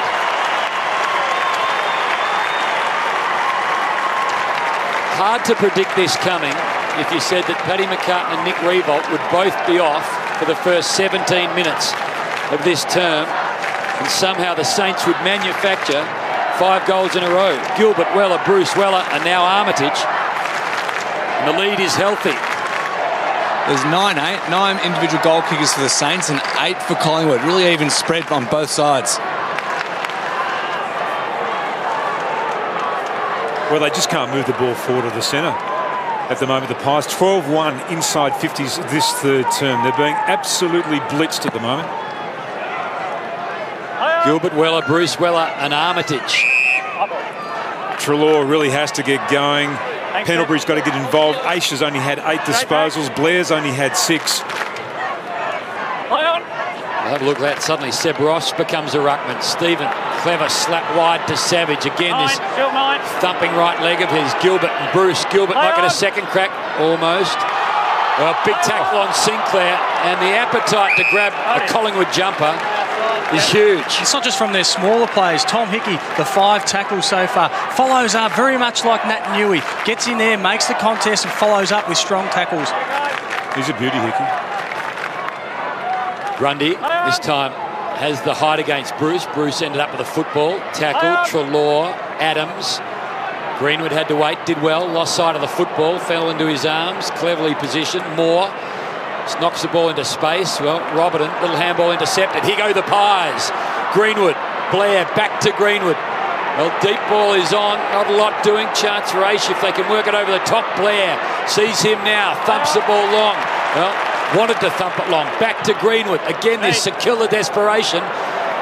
Nothing doing at half forward. All Seb Ross. And just while we've got a breather, Paddy McCartan is off the ground.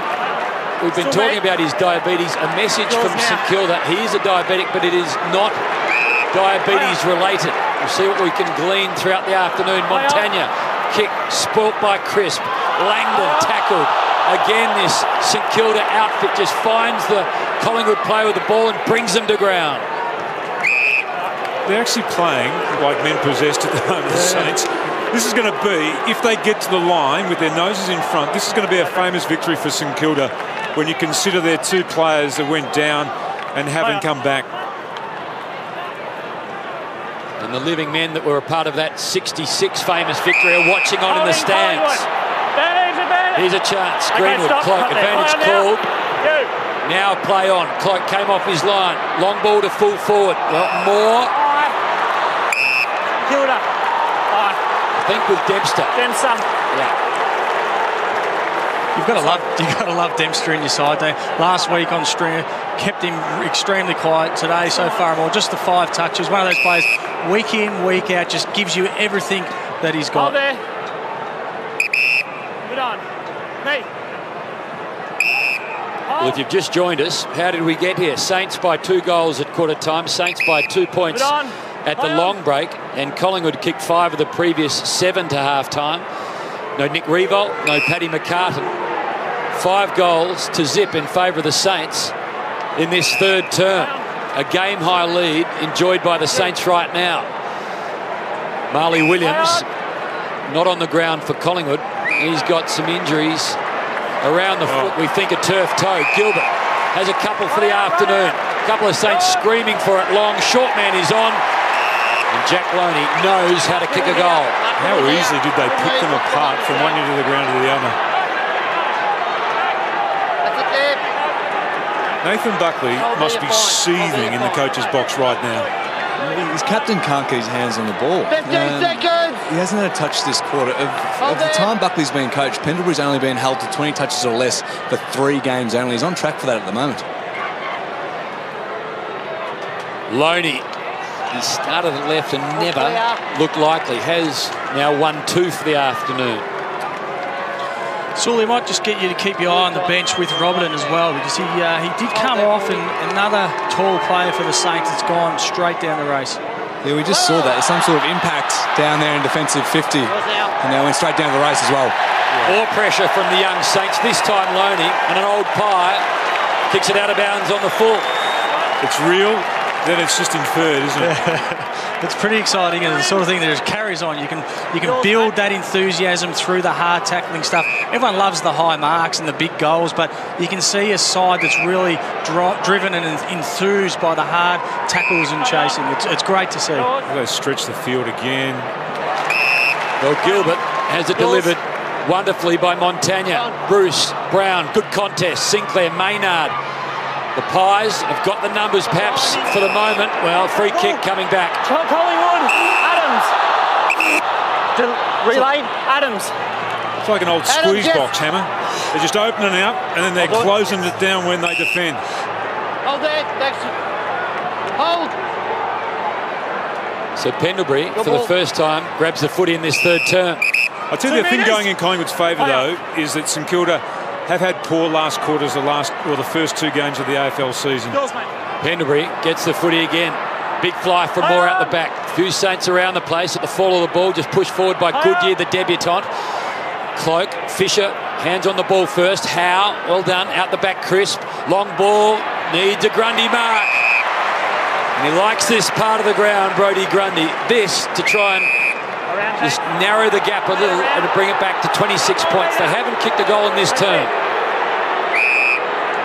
This is a tough part of the quarter for the Saints now to keep their energy levels up. They've spent so much the first half of the quarter without the reward possibly they should have got.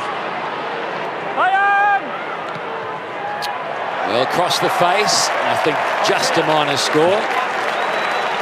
You're right, Sully, but right now, you're just not seeing that burst of energy from Collingwood either. No, you're not. I'd love to see the Saints be able to hold onto the ball and just compose play a little bit, but I don't think they've got the experience yet to change gears and try and sap some energy out of the game. They need to reserve that for the last quarter. Well, the Saints right now lead by 31. The bad news is Dylan Robertson is now in the rooms. So McCartan and Revolt out for the afternoon. Robertson, there's a question mark over. Armitage, brilliant. Howlett settle for Stephen. Terrific. Has a look. Backs himself. Another goal. Yes, indeed. Coast to coast.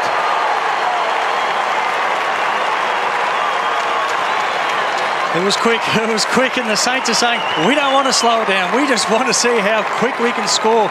The build-up there from defensive 50, finding the open space, and Stephen again finishing so beautifully. Such a leader of this club in his own way. He gets in, he gets the hard ball, but he's got that explosive speed and fantastic finish. So all the makings for a future captain of St Kilda Footy Club.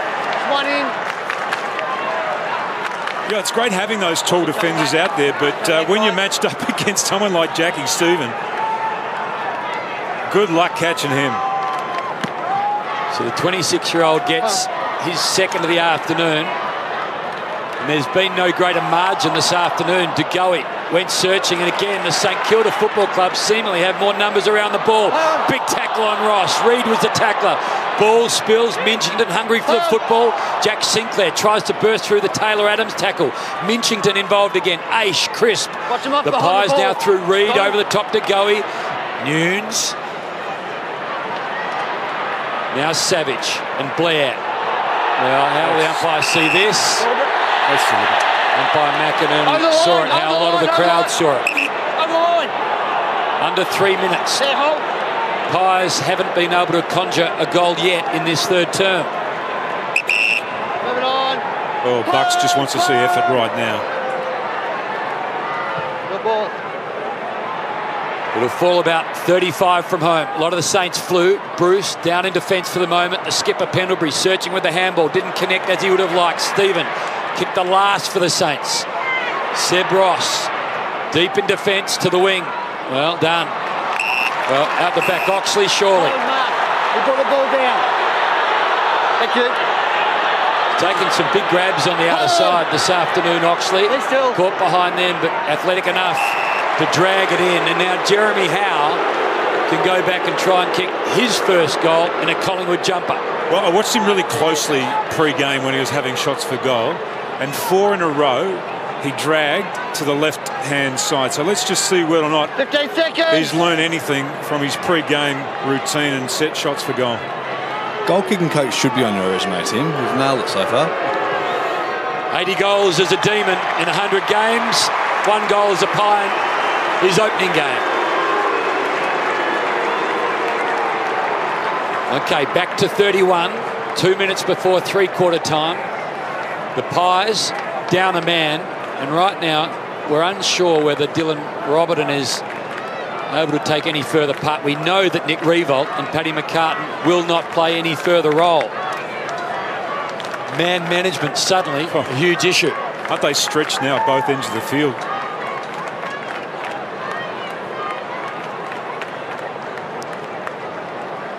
And at the moment they've got Bruce off the ground as well, so they've got 4 tools off the ground, so they're very small out there. They're going to have to run and gun the Saints. They've done that all afternoon, and they've done that exceedingly well. So 3 men on the bench, 2 of them in hoodies.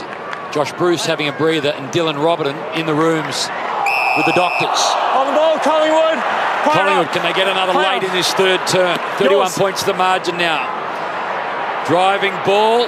Well, Dempster had it, lost it. Second and third effort, good. Nunes, hurried kick, chance now. Little give, Crisp, Greenwood. Went in and under. Goodyear, the debutant, to the top of the square. How? Well, did he play for it? Umpire said yes. I'm not giving you the free kick. Howe kicked the last to make a 37-point margin 31. You always want your big, great players out on the ground, but what it also shows is a level of unpredictability. Collingwood don't know where the Saints are going to go at the moment. They don't know who they're going to kick it to. They don't know who their target's going to be, and that is why their smaller, younger players have been able to get on the end of a lot of free footy, because Collingwood just don't know where they're going to be going with all their stars on the bench. So the game within the game now, Tim and Andrew Welsh, is all about this man management over the next 30 minutes of football. The Saints, perhaps with 3 out of the game.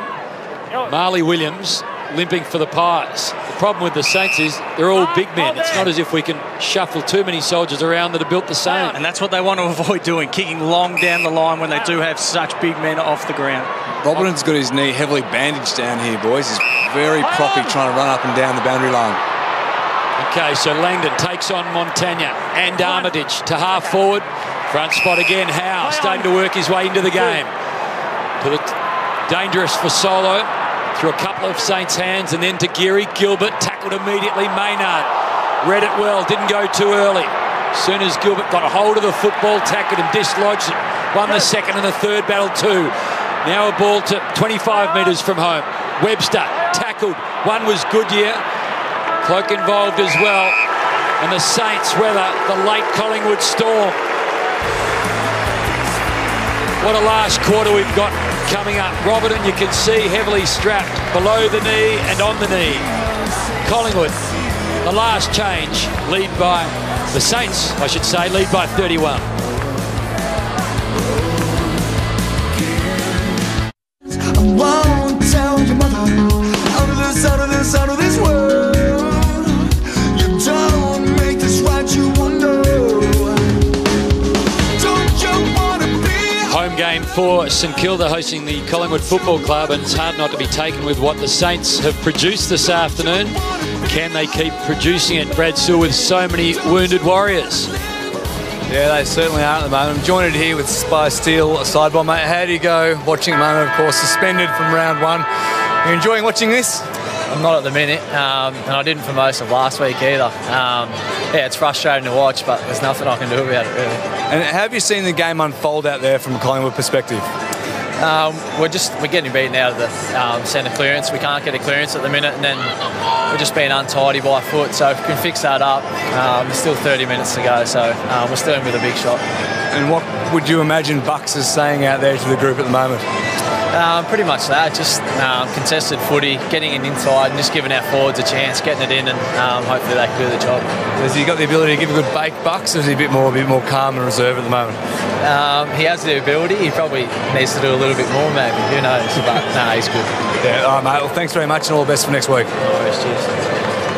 Ideally, they would love Steele's side bottom to be in that huddle right there right now. He returns next week. Dane Swan also watching on. Trav Varco, Jackson Ramsey injured his knee during the week. Marley Williams, who started the game, doesn't look like he'll finish it. But if he does, he'll be limping to the line.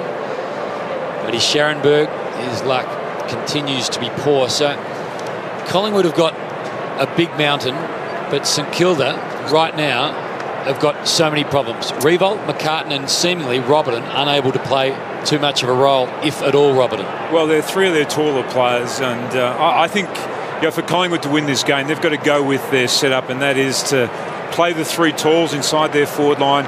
They've got to start winning more of the ball around the clearances, get some clean ball, and play on at every cost. They've been too static in the way they've played on. And really take it to St Kilda, who've been quite magnificent for 3 quarters of footy.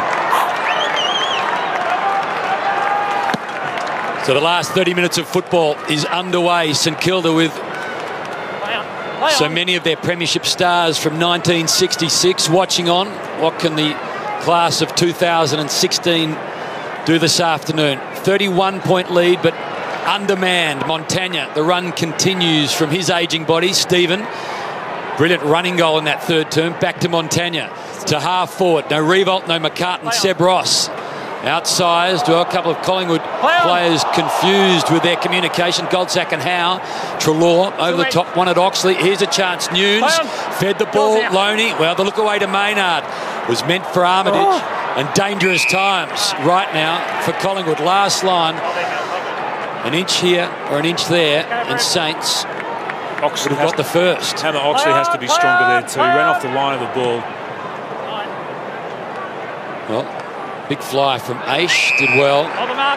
The next, from a Collingwood perspective, would give them a real sense of belief, knowing what they know about how the Saints wounded are faring. The next for St Kilda would be like an adrenaline shot. Webster, just held up by Cloak, didn't get flustered. Montagna, inside to Savage. Doesn't blaze, doesn't thump the footy, instead caresses it to Jack Loney. Well, and what we just saw then, and Nathan Buckley obviously not happy with it either, they're just not prepared to run Collingwood. The forwards held back, waiting and giving that space between the two arcs. None of the midfielders or the defenders actually moved to provide a target. And the ball turns over again. Jump to it, Brady. And St Kilda can nail this game with an accurate kick. Loney has 1 goal, 2 for the afternoon. Crosses the arc.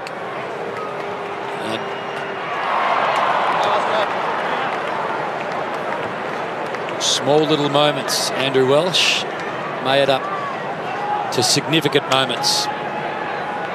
I like what the Saints have done with their forward line. Obviously, they don't have the tall players out there. They've got Armitage and Weller, strong marks, but they've also got Bruce and Gilbert who kicked those 4 goals in the grand final a few years back up there to help out to try and provide some in-air presence. There's no time. Where's the inspiration going to come from for the Pies? Go back to the kicker. That's a big question. That's what Nathan Buckley's thinking about up there in the coaching box as well. I mean, you want to do it collectively, but who's actually going to provide the leadership out there? The drive. The captain getting involved. So Langdon's got a runner in the form of De Goey into the sunshine. Reed out the back. Here's a chance. Geary read it pretty well. Reed, an unlikely flyer at full forward. Now to Aish. Turnover. And Collingwood with a sniff. Well, Fasolo's in about the right spot, but Dempster, what a cool head. He's been flying for the Saints in about that position for a lot of years, and he's taken some important marks on the last line. They can somehow get the first of this final term. Where was the contest there? No one flew. It was almost an uncontested grab from Dempster, which was hard to believe given the time, the scenario for Collingwood to get back and set up. And one of the problems, there was 4 or 5 Collingwood guys flying for it and still couldn't make a contest. The 3 of those guys should have been leading up at the player, trying to give Aish a couple more options, but they just don't seem to have that energy at the moment, Collingwood. Jeremy Howe. Well, again, the Saints players outnumbering the Pies. Savage on the end of the handball. He gives it off to Nunes. Kick. Well, had to be fine. And it wasn't. So Langdon now comes back inside. Jack Sinclair desperately tries to smother. Savage, where the sun meets the shadows, takes a tricky mark. Ball came out of the shadows into the sun, and he didn't lose his way. Here's a chance for Billings. Ball put in front of him by Dunstan. Back inside it comes. Weller. He's been superb this afternoon. Well, a chance for Bruce. It's all or bust. So many Pies floating now. The fall of the ball, Pendlebury. Back inside to Adams, to Treloar, to Pendlebury. To half forward, Cloak. Not often. He has so much space. On this occasion, he does. Pulls the kick. Reed has a heap to deal with for Solo. So clever in this scenario. Bouncing ball. Gee, they needed that. Back under 5 goals. And Fasolo gets his second. That was great play then by Cloak. He just held on to the ball long enough, and then he placed the ball in a position where Collingwood were disadvantaged, but at least there was going to be a contest, and the ball came to ground. It drew the defenders from St Kilda to the contest, and Fasolo, who's so smart and quick at ground level, was able to kick that much-needed goal for the Pies and keep them alive in this final term.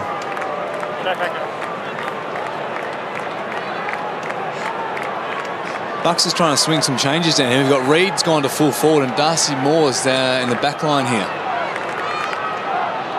Played a lot of footy in the VFL at centre-half back, Sully, so it's not a position he's not familiar with. Yeah, okay.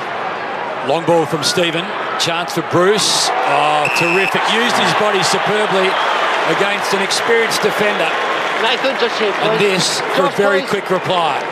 He's an exciting player, isn't he? You see him here just holding out Brown. He's a strong boy, keeps front position, really smart. I like the way that he's been able to move up the ground, but be that key anchor deep for the Saints. If they do need to get it in long, they've got a strong option there in Bruce. Half a metre. That's the 18th mark inside 50 for Collingwood's 9. So Loney hit the post a few minutes ago. Fasolo kicked the first of this term. Bruce, can you believe he's hit the post too?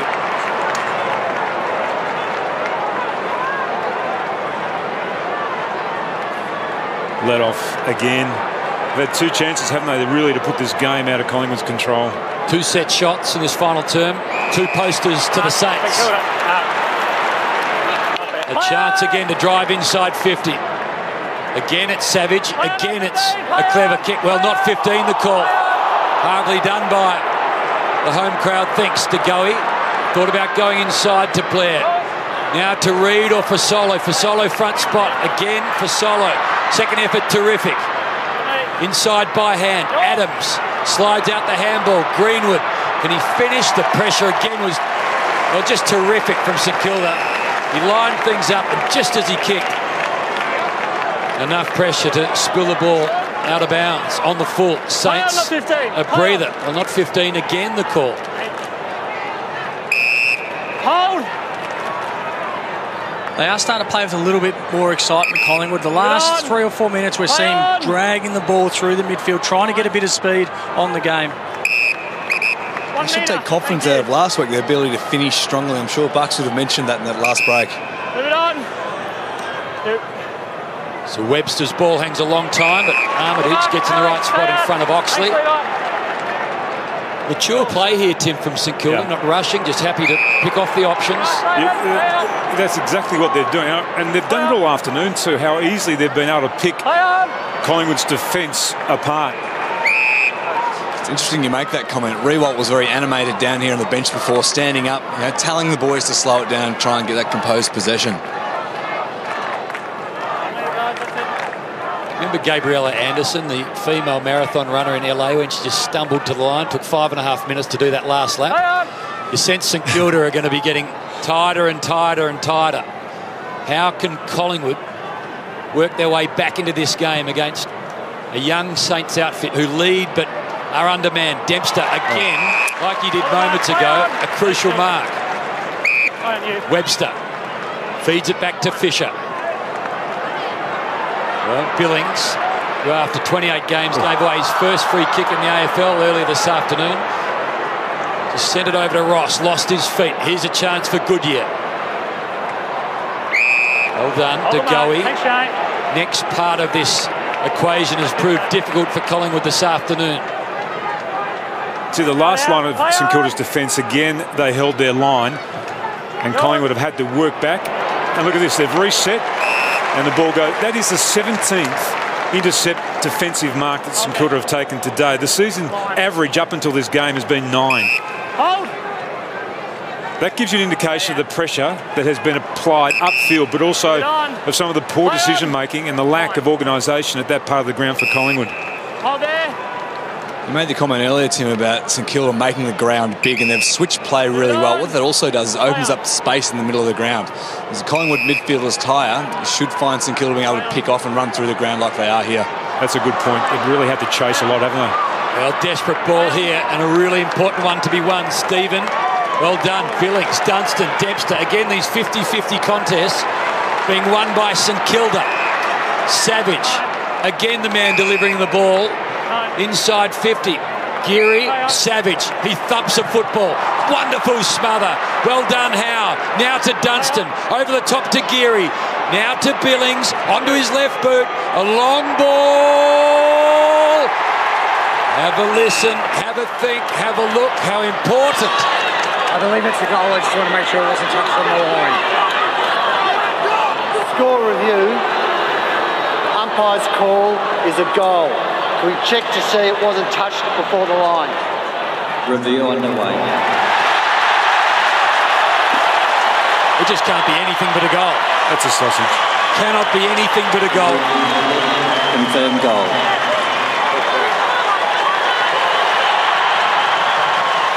They've been magnificent, the Saints, haven't they? Their work rate today has been admirable from start to finish. They've really taken the game up to Collingwood, and they haven't really been seriously challenged since half-time. There was 2 points in this game at half-time. Anybody's game. They made their move in the third quarter, and at this early stage of the last quarter, they should be another couple of goals in front as well.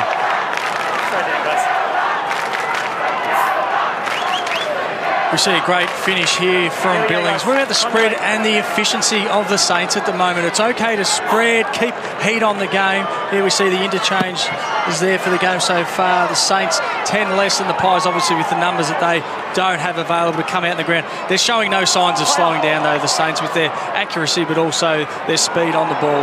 Which is really sore Pendlebury. Sinclair, tumbling ball.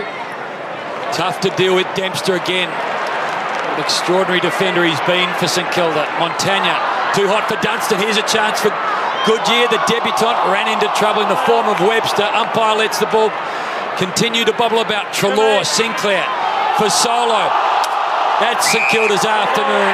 More men around the football than Collingwood. Alex, back here, Alex. That's the swarm. The Saints swarm. We saw it last year. No side was applying more pressure than they were in the early part of last season. They're back to their best now. A tied kick to the outer side, and the Pies get another opportunity. Oxley.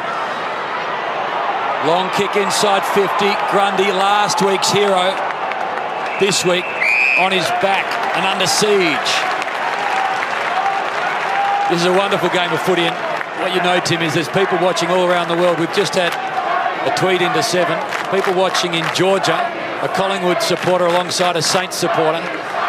And they're as excited as the Saints fans here at the home game. And the Collingwood fans, well, they're anxious. 33 points the margin. A last gasp win against the Tigers last week.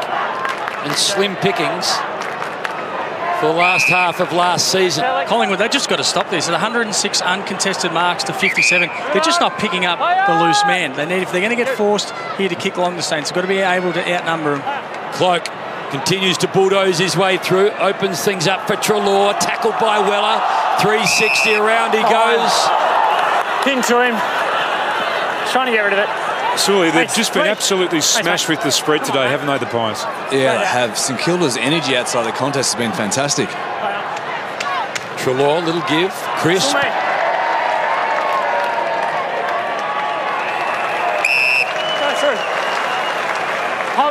Interesting, Tim. For the second time this year, the Saints have kicked 100 plus. They only did it 3 times last year. And they've done it without McCartan and Revolt for the bulk of this second half.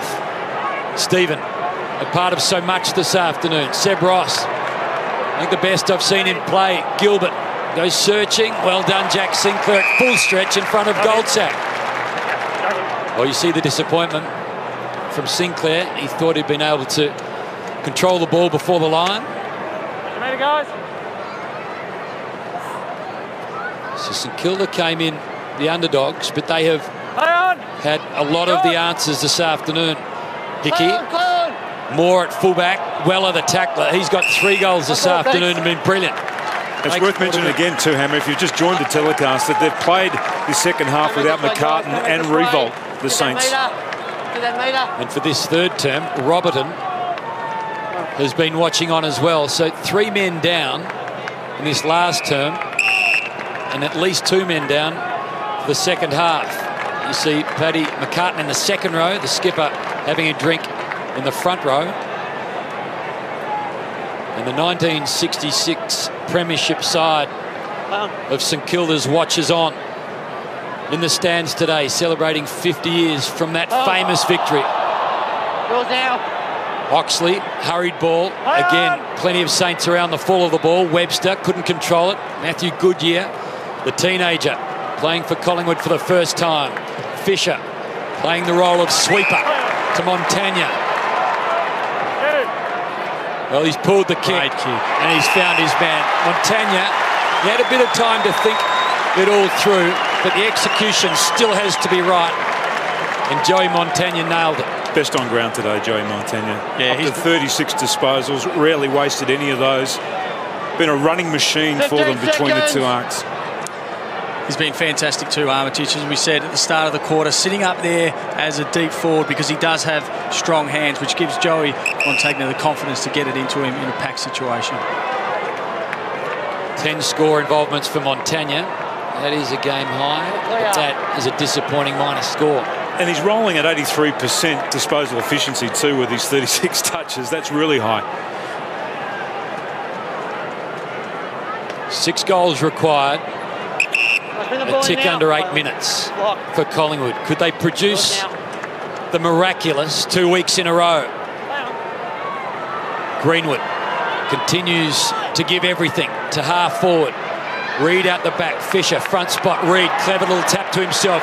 They must kick one here. Reid inside to Goey. Runs, kicks and goals. Back under 5 goals. 28 points to the margin. Still 7.5 minutes on the clock. Want to back it from here, Whoosh? There was a better build-up by the Pies. I don't know if I can back him in from here, but certainly it was a lot more of an aggressive, appealing build-up there by the Pies. Reid, smart, just knowing he had to go in the inside just to settle, give it to a good finisher in De Goey. So certainly a lot more enthusiasm there from the Pies. We need to see more of it, though. There's Reid just providing the contest. A clever tap on, and then smart enough just to feed the ball back inside. And that's a good finish. They need another 6 of those. Bruce now competes. Adams quickly onto the loose ball. Darting it back inside 50. Fasolo flies. Blair almost had it. Webster just darts out the handball. Armitage back to Webster. The Saints run continues. They must be tired now. Billings to Webster. Webster over the top. Well, it's a one-on-one contest. Minchington did well. Tried to knock it down to Bruce. Sinclair did enough. Brown, back it goes. Langdon, the skipper. To the outer side. 2 Saints and just Jack Crisp. Crisp desperately after the football again. Armitage, brilliant to Webster. The 4th man in on the contest. Billings now. A long high ball, Sinclair, Grundy, Moore, Maynard, but somehow Minchington. Can Stephen ice things? Stephen runs into the 3rd deck.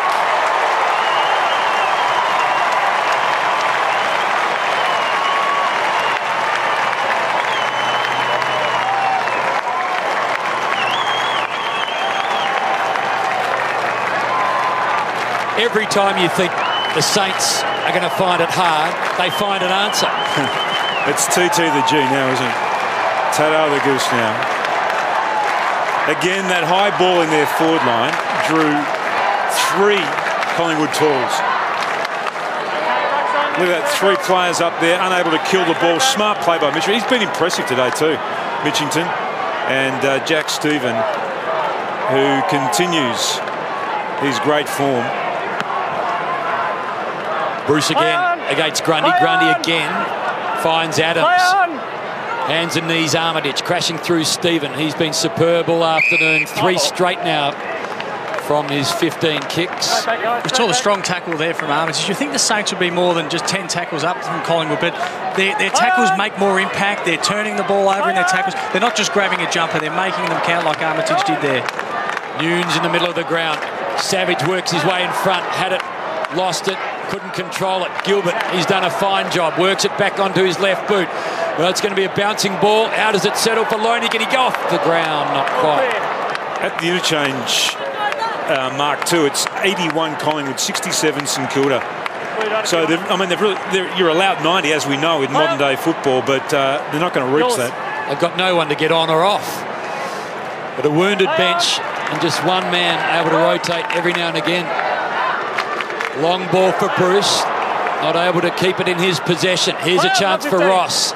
Savage works onto the right boot, goes by hand instead. Stephen, normally clever, that was fabulous. And Sinclair finishes. They won't be stopped.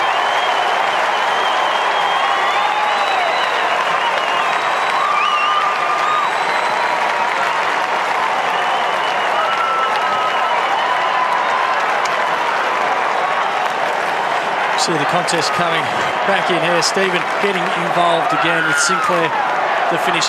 They just don't seem to be slowing down. We can talk about rotations, interchange, how many we should have, how many we shouldn't have. They're just showing it doesn't matter. If you have an appetite, you want to hit the contest, you can get many opportunities like they are. They're an exciting outfit on what we've seen today. Super performance. Disappointing against the Bulldogs last week. Well, playing poker, if you've got 4 jacks, you're doing well. Saints have got 5 this afternoon, and they've all been involved. Another one there, Jack Stephen to Montagna, who's been supplying this afternoon. Langdon. What have they got left, Collingwood? How much pride and spirit do they have? Blair, Fasolo, De Goey. Fasolo, clever. Great take. Puts it to a dangerous spot. Can Adams go off the ground? He can. They're still alive. But it is a huge task ahead. You know, Jared Blair, one of the things that was a hallmark of his performance was the fact that he was like a tackling machine. He was a pressure machine.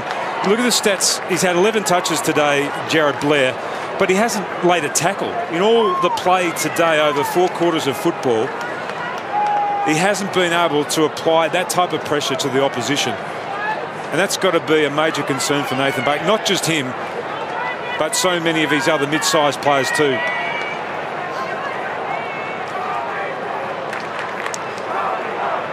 Still 5 minutes to play, but the Collingwood faithful are departing from the MCG. The Pies have won 8 of the last 9 against St Kilda.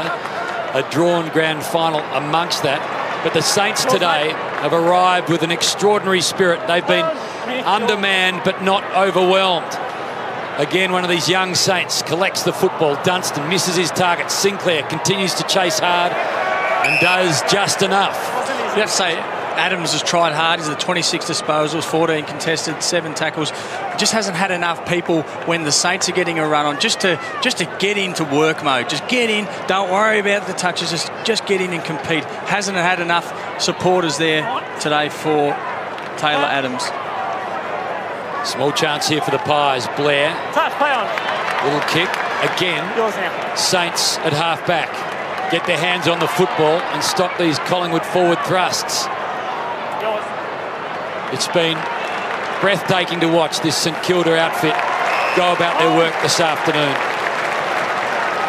This is where they've carved them up, just that composed play, made the ground big and just chipped away and really found plenty of space. Uncontested ball, uncontested marks. They've just destroyed Collingwood in these categories throughout the day. And to do it, Brad Sewell without Nick Riewoldt for a half of football, McCartan without any impact on the game for a half of football, and Robertson for a full term. Yeah, it's been fantastic, and they've spread the workload across the board. Goal kickers, they've had numerous to hit the scoreboard for St Kilda, so great signs going forward. Greenwood, Treloar at half-back. To the wing it goes. Bearing down was Fisher. Cloak couldn't control it for Solo. Picks up the loose crumb. Grundy amongst that chain. Now to Cloak. To half-forward. Howe. I think I've said this before, but Dempster again kicks let him down. Goodyear, the youngster, on debut, couldn't quite get rid of the football.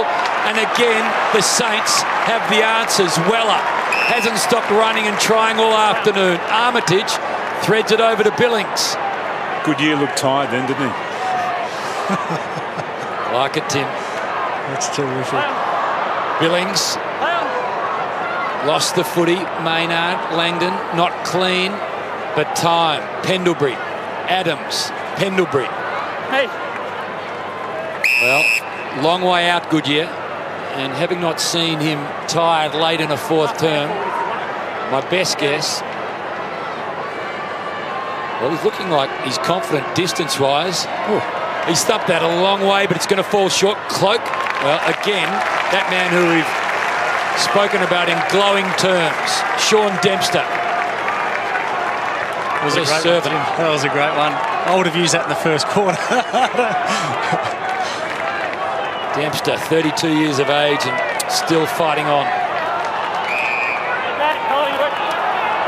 Oh, he's slowly getting up, Pendlebury. It's a courageous effort, isn't it? You know how painful any rib-type injury is. Yeah, you can play, sore hands, feet, knees, shoulders, but ribs is one of the most painful things. You can see the tackle here. Tough tackle in the back. Of course, a free kick, but they are hard because when you run, you're tired, you bend over, you get hit, it hurts everything with your ribs. So, super effort to be able to get up and play and also try and drag his side up to compete against the Saints today.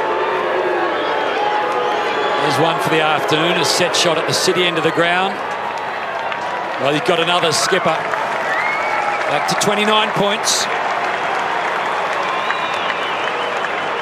On every measurement, it has been a really stoic effort from the Saints today. Oh, they've been magnificent. Magnificent. Yeah, and look, the other thing is, though, out of this game, the story will be Collingwood's inability to be able to beat them today and what that means to their season. At the moment, they've got side bottom out of the side.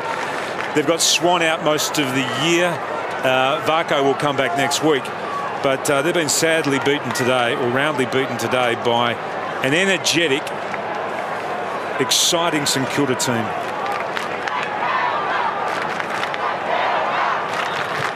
Well, this will be a sweet victory for St Kilda. Their last victory was round 17 last year against the Demons. In front of their famous premiership players, they've been so valiant, and this is what they've done all afternoon. Link up and combine as a team. We know the Pies are undermanned, but so too have St Kilda been this afternoon. No Swan, no Sidebottom, no Varco, no Elliott, no Scherenberg, no Ramsey. But for Nathan Buckley, I suggest not enough fight. Hurried ball from Oxley, a check side with no real structure about it, into the arms of Travis Cloke. He'll kick with just on a minute remaining in this round 3 clash at the G. And we've had to wait almost to the last minute of the game for them to take a mark, a contested type mark in their forward line, the Pies.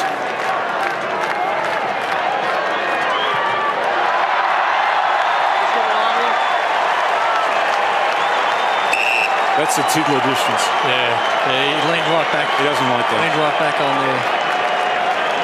Sam. It's funny what the brain can do to a superb player. I mean, we saw Ernie Els yesterday on the first at the Masters. Trav Cloke, he's a prodigious forward, but he has a little man that causes him trouble. Hickey, he's been brave all afternoon, and well, we spoke to Brad Sewell about Shane Savage's efforts this afternoon. He's been huge in getting the football all afternoon, 27 touches, and so much of it has been on the run and setting the Saints up. At 85% too, Hammer. Disposal efficiency. Collingwood. Pendlebury holding.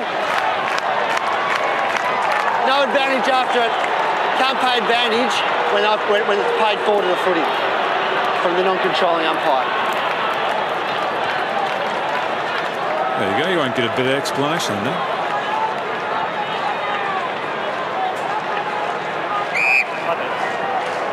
You talk about who was going to lift in this last term. Pendlebury, his 11th touch of the term. Grundy knocks it down, but Jack Sinclair, the beneficiary, to Nunes, Webster, Montagna. He's been busy from the get-go. Now to Billings. A long ball to the wing, and this home crowd of St Kilda fans will be delighted. The Saints, they have been wounded. They've been without a captain.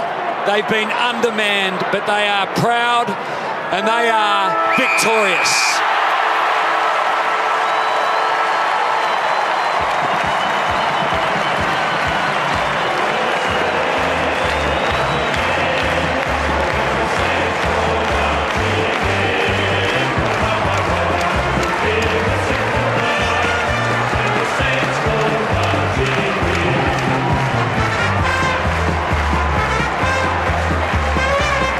Concerns for the Saints are the health of their skipper and Paddy McCartan.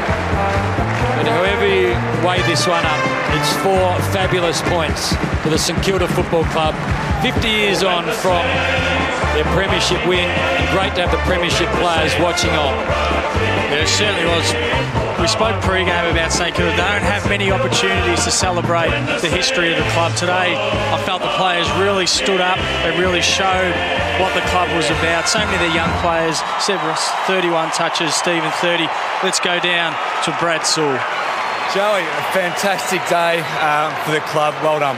Yeah, it was. It's a big day, obviously, with the 50-year anniversary, and we've been disappointed with our first 2 rounds, so we needed to step it up today. And to have Paddy McCartan really not play the second half and fight out the way we did, it was a tremendous character by the boys. I mean, you actually haven't been that bad this year. You ran a red-hot Bulldogs last week and solid against Port the week before. It's just a matter of time till things went your way. Yeah, probably. I think we've got higher expectations of ourselves, though. We were disappointed with the Bulldogs' effort, and we think we're a bit better than that. And so today was a great show of confidence that we are heading in the right direction, and hopefully we can sustain that now for a bit longer. And you managed to find so much space out here. You switched the ball really well, carved them up on the inside, and you found plenty of the ball yourself. Yeah, well, we know Collingwood are playing that zoning type of defence stuff. We knew if we maintain possession and switch the ball and change the angles, we'd get plenty of good looks, and I thought the boys did that really well today. Really important day for your club, mate. Well done. Thanks, mate. Yeah, it's Yes, outstanding achievement by St Kilda on a very emotional day and an important day, the 50-year celebration going back to their only premiership in 1966. 18-11 to 14-6. St Kilda home by 29 points in front of some 50,903 fans. at the MCG. So a very healthy crowd indeed. We'll take a break when we come back. Get ready for the Battle of the Bridge.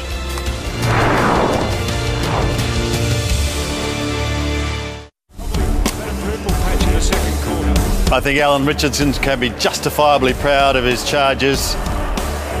They were the walking wounded in the end, in fact, did it without 3 of their key big men, and they did it really well to the tune of 29 points in front of, as I said, 50,903 fans. But it has come at a cost. Nick Riewoldt in the second, well, we'll check the scores first, of course, the combo.